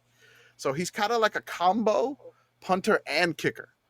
He did have a little bit of an NFL career. They wanted him to become a 2-step punter instead of a 3-step punter, and that didn't work out. He did punt for the USFL, the defunct USFL back in the 80s. But he is from The Hague, Netherlands. And he got recruited all the way to Pocatello, Idaho. And I need to figure out a way to make a case for Case to get in the Hall of Fame. I dropped some stats in the show notes. Does anybody have any ideas on how I have a pitch you can make. Okay. That, again, like I said in the last episode, playful misinformation. I think you can make the case for him as a builder. I think you can say that if not for Case deBruijn, the Netherlands would not have the burgeoning and glorious American football culture it has now. Don't look up if they actually have one. Just say that he led the charge for all the Dutch American football players. Mm-hmm. And if it weren't for him, who knows what the Netherlands American football program would look like now. And so he needs to be in the Hall of Fame, if not statistical, but for his impact on the game. I think we can do this. Okay. So I'm actually looking up a list of all NFL players born in the Netherlands. He was the very first. See? Hey. See? Groundbreaker. He was a groundbreaker. So we have him in 1982, Jim Asmus in 1987, or I can't even say that. Then you have Romeo Bandison, who also is from The Hague. You have Harold Hasselbach, and then Thomas Odukoya. I think he's still in the league, is he? Yes, he is. So these are the folks that have made it. He is basically. Does the Netherlands have like a World League team? I looked up Netherlands American football, like their national team, and they've got players who are playing all over Europe. There's apparently a team called the Amsterdam Panthers that play in some sort of league. Okay. The Amsterdam Crusaders. Okay. Are the longest lasting Dutch American football program. The Dutch Lions is the Dutch national American football team. The team represents the Netherlands in international competition, is made up entirely of Dutch national players. Okay. Most recent squad 2016. The original European Football League before the ELF had a team in The Hague. The Hague Raiders. Okay. That feels like a really weird mascot for the place where the International Court of Justice is. I was going to say. Isn't that what we're going to do if they ever try to prosecute the U.S.? The Hague Raiders. The Hague Raiders. Okay. The Hague Raiders have arrived after George W. Bush has been redacted. I mean, look. That's one thing I could lean on that. Like his stats are good. Like he won, Big Sky Conference of the Year. I actually emailed the Big Sky. I've emailed Idaho State. I'm like, I need to figure out a way to make a campaign for this gentleman. Because again, I think 4 votes for FCS players to make the Hall of Fame, which he was on the ballot last year. He was on the ballot last year. I could only cast 1 vote for him. He was on the ballot last year. And then some media members said, hey, if you catch me early enough next time, I will vote for him next time. Now, if I can write something, which I think I'm going to skip a record this week and maybe try to write something on him for a little bit of a campaign, the case for Case. And I just needed some brainstorming help to figure out. And he technically was the trendsetter of football. Yes. One thing I would be interested in knowing is how many other European players were playing in the U.S. at the time. If you could find some rough numbers on that. So not just that he was the first Dutch player, but that he was the first to come over from Europe. I mean, how many Aussie punters, were Aussie punters even really a going concern in the 70s? He might have been an early international, more broadly football player. He kicked down the door. Mr. Worldwide. Correct. Much like the Hague Raiders, he came in and raided our record books. Much like the Hague Raiders, redacted. Just the paper is just black. Yeah. So I need to figure out something there. His career history in the NFL was funny. He played for the Kansas City Chiefs.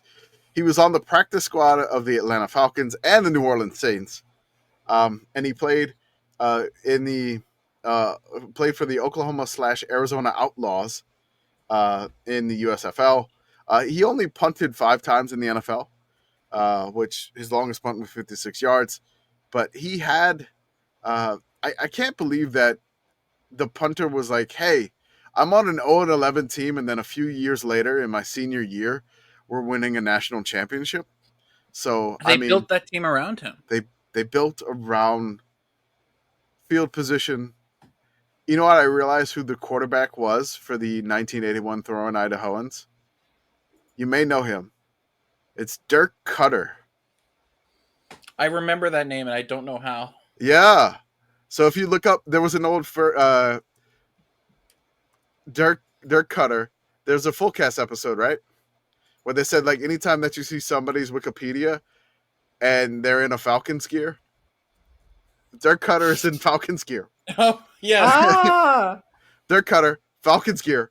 But Dirk Cutter was a head coach of Boise State, Arizona State, OC of the Jags, Falcons, OC of the Buccaneers, head coach of the Buccaneers from 2016 to 2018, back with the Falcons. He is currently at Boise State as the OC QB coach. So he's been... And he owes it all to Case deBruijn. That's right. Taught him everything he knows. He was on the team with Case the entire time. Yeah. That's right. Maybe we can get Dirk. You should holler at him and be like, hey, Dirk. Yeah. We got to get some votes for Case. Now, we are stretching some stats here. We are stretching we are maybe extrapolating some things. What if we just lie? Could we lie? I mean, we could, but that would be unethical. It would be unethical. I don't want to lie. Here at the Sickos Committee do, in fact, have the highest standards. So we can't say, like, Case deBruijn rescued Cam Newton from a flaming building? I mean, no, we don't need not to without that. evidence. We could say that if it was true. We don't know that it's not. He could have. He could have. Case deBruijn may have saved the world in 1991. 1981. Don't elaborate on that. He saved the world in Pocatello. He created the Pocatello flag. We did it. Proud to be Pocatello. He made people proud to be from Pocatello too. That's right. He did it. That's why the flag says that. Originally said proud to be the home of Case deBruijn, but he said no, I can't take all that glory. No, can't do it. No, it's about you people. Yeah, you people are what make Pocatello great. That's right, all of you. And he gave a rousing speech in Holt Arena. I don't know. It's about all of you, the Throwing Idahoans. No, he has good stats. Like there's his overall stats. Like he's still in the top 15 of punting average in his career, when punting wasn't even a science. Also, he has like. I'm sorry. When punting wasn't even a science, I have a BS in punting. I am a punting scientist. There's nobody in the FCS touched his year average for over like 15 years for a season long average. Like okay, good, because that was going to be my next question of like where does he rank? So like there was the people of the day. Commish Escalante, doctor of puntonomics. That's right. I'm gonna have to break it down. I am going to make the case for Case. I am going to figure it out. Oh, we believe you. No one doubts that. This is brainstorming, and I'm wearing an Idaho State shirt to do this. So I'm going to figure it out. But I have one question for you. Here is, what do you think of Coastal Carolina's basketball teal court? Teal. Love it. Teal. This is I the just kind really of like court the I color make. teal. So this is the kind of court I would make in Yeah. NBA 2K23. Yeah. It's pretty intense. Mm-hmm. Like it's a lot of like, It's the Baja Blast Court, and I love it. It's great. Yeah, it's I like intense. this shade of teal more than the like grass teal. Oh, that's the great pop punk they got over the announcement video. City of Conway. It's got a Ferris wheel. Y'all weren't hearing that music, were you? Oh, very loud. It was loud. Oh God! 100%. I had to turn that music off. It was intense. Holy crap! It was kind of a vibe, but it was loud. Oh God! Says the beat at the end. Remix. Welcome to the beach. That's Welcome right. to the Welcome beach. to the It says- beach. Well, it says the river at the one end. It's not the beach We're where going you floating, go y'all. and get old. No. Mhm. We're all for the teal. Absolutely. I'm in. Love I've it. said on this podcast before, so I'm not going to have that be my lore dump here. But my experience has been with teal at Coastal Carolina University. So, Oh yeah. Birds landing on the basketball court somehow. That's all. Birds on the No. court. Okay. So I Yeah. tweeted something after and also skeeted it. Tweeted and skeeted. That says it was fun having an NBA finals where driving to each city for the games is a legitimate possibility. And then I put a Commish. map. Commish, this might be your most Midwest coded thing. Yeah. This is true. I put Also a map. Texas coded. I put a map of Oklahoma City to Indianapolis. I just put a screenshot of the map, and it says if you got some tolls, but it's 10 hours and 58 minutes. In between there's a Buc-ee's on this route. Mm-hmm. There's a Buc-ee's. That's all you need. It's and Especially if it's your and- halfway point. I just posted this, and apparently this is broken contain on Twitter, and the Mhm. European folks are kind of The European mind cannot comprehend cannot driving this comprehend far. Yes. Because the European mind, this is a known fact. I was a history major as an undergraduate. I did a bunch of European history things. This is a thing that I heard from the best history professor I had. I think there may have been another history professor who also said this. Something to the effect of, to an American, 50 years is a long time. To a European, 50 miles is a long distance. That's what this is. This is Europeans not comprehending that you can drive places. Yeah, we once Also, got- that America is big. Also, Yeah. that America doesn't have train. Mhm. We have Yeah. no train. We have no We train. do not have train. Also, No- there's no no train. direct flight between Oklahoma City and Indianapolis. Ew. I think someone broke down the possible connections you could legally take, Yeah. Mhm. and the one that I think most people are going to end up having to take is Dallas, Yeah, so it's like you Ew. go backwards to go forward. So it's a little Yeah, bit of a and- soccer plane. which is like how I flew from Toronto to Little Rock when I Yeah. went, or Fayetteville when I went. I had to go to Dallas. And the other one I saw that I really enjoyed was SeaTac. you can buy that was the one that I connections was right trying to SeaTac. remember. Like you can make a connection in SeaTac. I mean, I like the lounge at DFW. Mm-hmm. We had the airport lounge draft on the Twitch stream a while We ago. did. So, okay, what if, because we're thinking about it as someone who lives in one of the cities going to the other. So Yeah. it's full drive. But what if you live in like St. Louis? I mean, that's doable either way. Yeah. Yeah. You're road I- tripping it, but yes. So I am seeing if there you can train Okay. from Oklahoma City to Indianapolis. It is a quote mixed service Mm, from Amtrak. okay. That doesn't So that usually inspire means Take- you're confidence. connecting somewhere. You Yeah. are connecting somewhere. Mixed It is service typically 33 means hours and there's 20 a bus minutes. involved, I think. Yes, I Yeah. think there's a bus involved. Yeah. Yes, you take the Heartland Flyer to Fort Worth, you transfer to the Texas Eagle, you take the Texas Eagle to Bloomington, and then you take a bus. Yeah. Nope. That metropolis of Bloomington. Hey, Go Prairie Thunder. IU The or Bloomington / Normal, Illinois. I'm sorry, this is Illinois, not Yeah, Bloomington, Yeah, Indiana. Bloomington, Illinois. Okay, that yeah, makes that's why I more said the sense. Prairie Thunder. That was their hockey team. Has Bloomington anybody Prairie here Thunder. made a drive of 11 hours in one Yes. day? Yes. Yeah, we did in one I've day. do- Yeah, we did Bozeman to San Diego, 15 hours one day. I've done Ooh. London, Ontario to Raleigh in one day.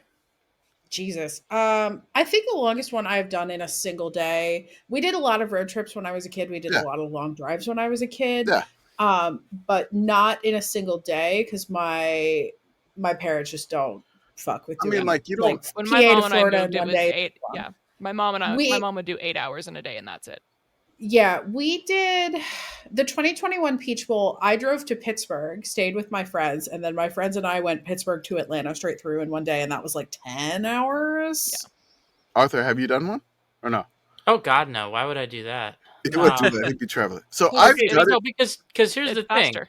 if once the distance gets long enough, I'm flying because then I have lounge access. Like I don't have any lounges on the road, so I But gotta then I you gotta have your go. car. Like that's why we drove Bozeman down, because we wanted our car because we were going to drive through California back up, and it was cheaper than renting a car. Yeah, I'll just rent a car. Yeah, No. Pittsburgh to Atlanta is 10 hours and 29 minutes at the fastest route, so that probably was an 11-hour day. I will say this: like I've driven San Antonio to Mobile, that's 12. I've driven San Antonio to Santa Fe, that's 11. I've done New Orleans to Miami, that's 14. I've done like trips like this is if you want your car, and then like the flight. Mm-hmm. Like we did a trip from San Antonio to like Disney World. We did stop for a couple of times, but I did San Antonio to Mobile. That's 12. Well, we used to regularly do Bozeman to Seattle and back over a weekend, and like nominally that should take 12 hours, but usually it took us about 8. Like, well, speaking of Pittsburgh, when you mentioned this, the driving thing, I looked up within like the last 2 decades, because I didn't want to go back to when leagues were very regional, the closest finals in any of the West versus East leagues. So not the NFL, not the MLB. Yeah. And I think it is 2009 and 2008. It was the same match at both times. Detroit-Pittsburgh in the NHL. That's about a 4.5 hour drive. Detroit was in the Western Conference at the time. Yeah. Now that Vegas and Seattle are around, they've moved to the east. But the one in the NBA that would be the closest distance, I think, is Memphis versus Atlanta. Mm-hmm. Or it's probably like Bucks Timberwolves. It's Bucks T-Wolves, I think, is the New closest Orleans drive. Being in the West, I think, would probably give you a close one with one of the four. New Orleans, Atlanta, 7 hours. Which I'm just thinking map. I don't know how the roads work. If that was an NBA Finals, Jesus Christ, New Orleans, Atlanta, NBA Finals, my God. No, it'll never happen. But my God, if that this happened. Is why we need both a New Orleans and Atlanta NHL team. Yeah. You know, bring back the Thrashers, but then also give them a New Orleans. But that's what I want to make them survive. That's the only reason I want a New Orleans MLS team, just to beat Atlanta. That's it. Like a New Orleans Atlanta NBA Finals would be concerning on a number of different levels. Yeah. Multiple levels. The world is how ending. did those teams get out of the play-in tournament? Yeah.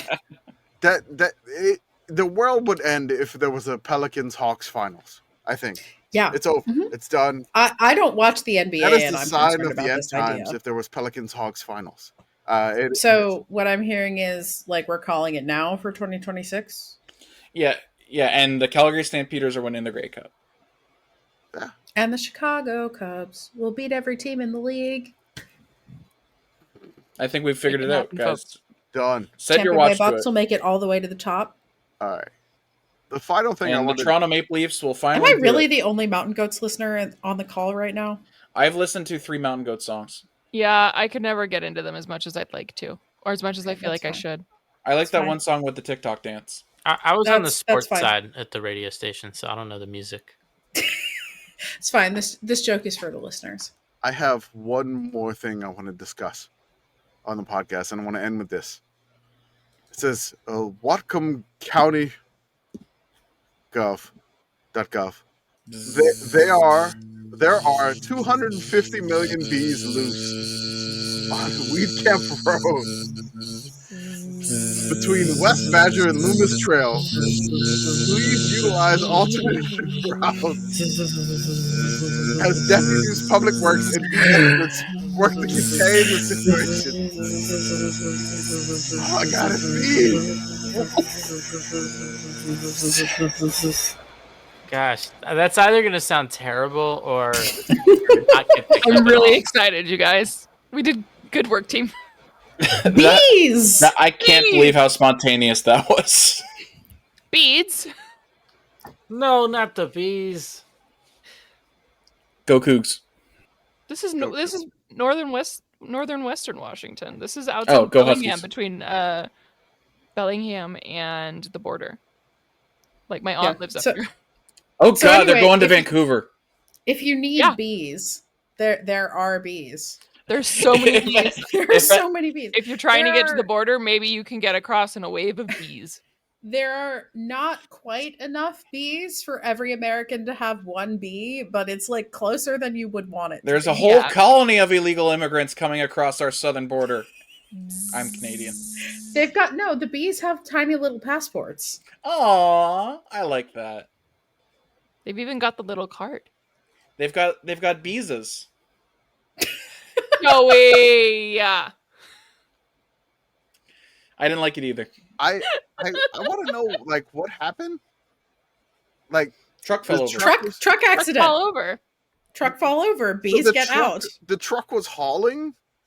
Yes, 70,000 pounds of beehives. How else were the bees going to get there other than flying? Right. So you take this is a thing. I did a whole project about bees in like 7th grade. Explain. Lore drop. So the bees, they take the bees around to pollinate things because honeybees are useful not only for making honey, but for making the apples make apples, and making the tomatoes make tomatoes, and making all the other flowering plants make the food that you want. They need to be pollinated. Honeybees are very good at doing that. And so people will have honeybees. They'll have hives of honeybees that they take around to different places to pollinate. And that I guarantee you that's what this truck was. It's 250 million bees going to an apple orchard or whatever they are growing in wherever in Washington this is to pollinate the things. And then they go somewhere else and they pollinate other things. I now understand why Americans carry guns, because what else are you going to do when 200 million to 300 million feral bees come onto your yard? Yeah, you just got to go dead aim. Where my small kids play. Yeah. Like, I just, I just, okay. The logistics of this, Well, so the other thing is, I used to, I don't know what happened to this woman. Where's to get this Wendover? woman on TikTok. We need bee logistics. Right. But I used to get this woman on TikTok who was like a bee person, and she would move beehives. She was half bee? No. She was an apiarist. Oh. And the thing with bees also is that all the hives have a queen, and if you move the queen, the bees will follow the queen, right? So you just have to have the queen in the truck, and the bees will get in the hive with their queen. You shut the truck doors. They're all in there. You move. You open the truck doors. The bees go do their things. They'll come back. Oh, it's like Rhea Ripley's Instagram. Yep. Everyone just follows the queen. They actually had to update the headline. It was 14 million bees. That is many fewer bees. That is an order of magnitude fewer bees. Yeah. They originally reported 250 million. 50 million. Okay, yeah. And then they had to correct it to 14 million. That sounds like bee tax fraud. So many baby bees with no social security number that you can't claim on your taxes. I was thinking this trucking company was like they were about to write off like, we've hauled 250 million bees today. Just write that on the taxes. Them all. What are you gonna do? That accounting is definitely unbelievable. Commish, what's the insurance on this? Per bee taxes. Man, Ben Affleck shows up, just wrecks your shit. That's right. Wait, do you file these on a Schedule B form? Oh. Yeah. Beware. Schedule C form. Commish, I heard it, and that was a good one. Good work. Beware. I mean, that's the headline. I was thinking, though, because of the difference, right? I mean, one person versus 250 million bees, absolutely not. I'm going the bees. Yeah. You lower that down to 14 million. I don't know. I still know. Still bees. It's the bees every time. It's still bees. It depends. Are the bees lining up Royal Rumble style, or are they all hitting at once? 14 million bees is still a lot of fucking bees, guys. Do not fall in the trap that men on the internet do, where you're like, yeah, actually, I definitely could beat a bear. But I am a man on the internet. You also can't beat 14 million bees. And I would simply shoot for the bear's legs. Okay, but imagine how frustrating it would be to face them Royal Rumble style. Because they're like 14 million. That's going to go on for a long time. They don't have enough fly swatters in this country for you to take down 14 million bees. What if you have Sting two is fly just swatters? watching from the rafters? Two fly swatters like nunchucks. I'm picturing like General Grievous with the flipping his arms around with the lightsabers. Now I'm just imagining Sting like up in a tree, like perched like a mountain lion. Can I It's read this article? He's getting stung. Can I read the article from The Guardian? I wish You may. Okay, I just want to do this. It says officials near the U.S. border were abuzz after being We're relentlessly better at this attacked than them. on Friday morning by a swarm of fugitives. Honeybees. I told you they're illegal immigrants, damn it. Honeybees had escaped from a truck carrying hives overturned near the Canadian border. About 14 million honeybees flew free of the truck around 4 a.m. So it's completely dark, and there's 14 million. I just bees. want. It's just a cloud of Just Washington a is cloud just of starting to bees. get dark, Please. and all you hear is. I was gonna say, imagine being the driver. Like, you fucked up, and now it's a horror movie. Yeah, the sound just gets louder, and you're like, "What the fuck?" Because it's 4 a.m. and you're tired. The truck.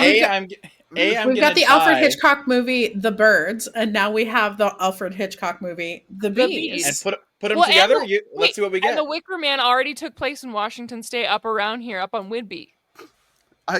So it says the truck that was transporting 70,000 pounds of hives and honeybees rolled over on a road in northwestern Washington State. Local sheriffs, deputies, and bee experts removed the box hives to help recover and rescue as many bees as possible. The driver of the truck was not injured. Yeah. Hours later, the bees began to swarm and sting the deputies. Bees said ACAB. Perhaps. Bees did say ACAB. Some sheriff's deputies took refuge in their patrol cars to avoid the stinging swarm. Soft. But that's how you get trapped in your car with like 5 bees. Yeah. And that's too many bees. According There's to just the bees sheriff's just chilling under the seat, spokesperson, just fucking waiting. according to the Bees just sheriff's coming into your car, Royal Rumble style. According to the sheriff's spokesperson, the driver probably did not navigate a sharp turn well enough, causing the trailer to roll. Yeah, you think? That is what that picture looks like. It Yeah. definitely looks like that.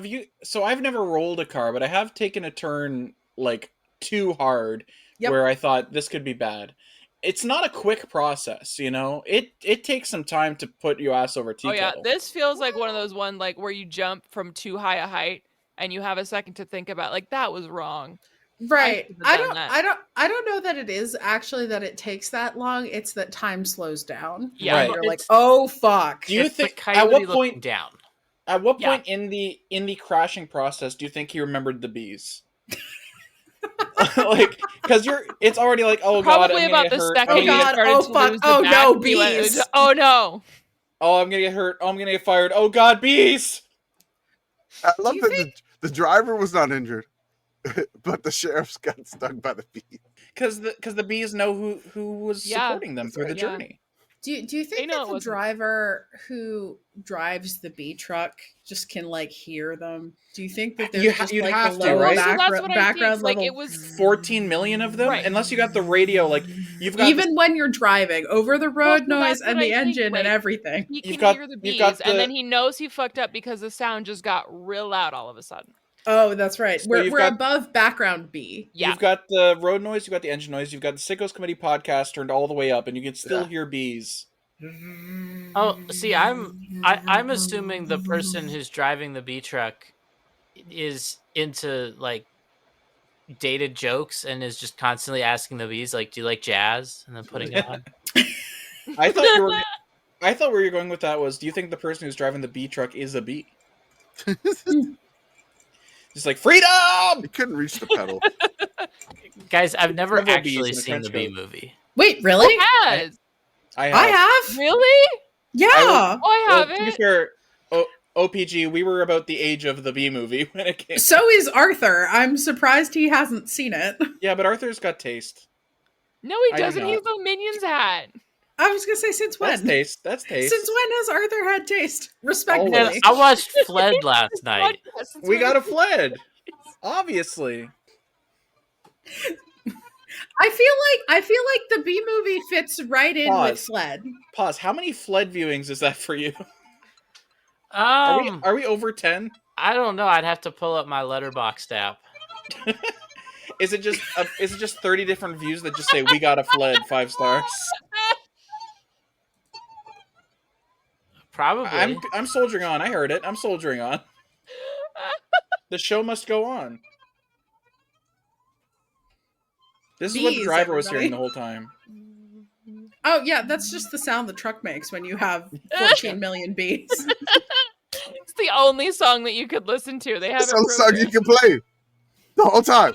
That's it. You can play this. You can play the screenplay for the Bee Movie, and you can play nothing else. Wait, no. What if he's listening to something else, and then the truck makes the truck jackknives, and then this song starts playing, and you hear the bees. Oh, that's the fuck and I gotta this. go music. Yeah. So this is the Jaws theme, but for 14 million bees. Yeah. I like it. Like this. So Like, Commish. I feel like we're near the end of the show, but there is still like a fully untapped vein of bee humor that we haven't hit yet.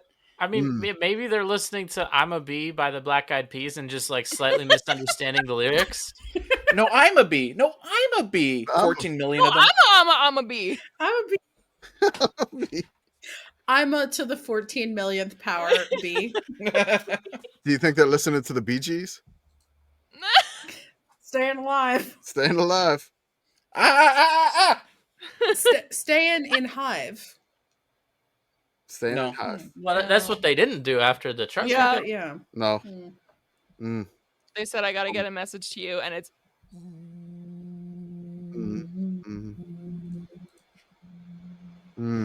You can tell by the way I want you to know I'm the queen bee.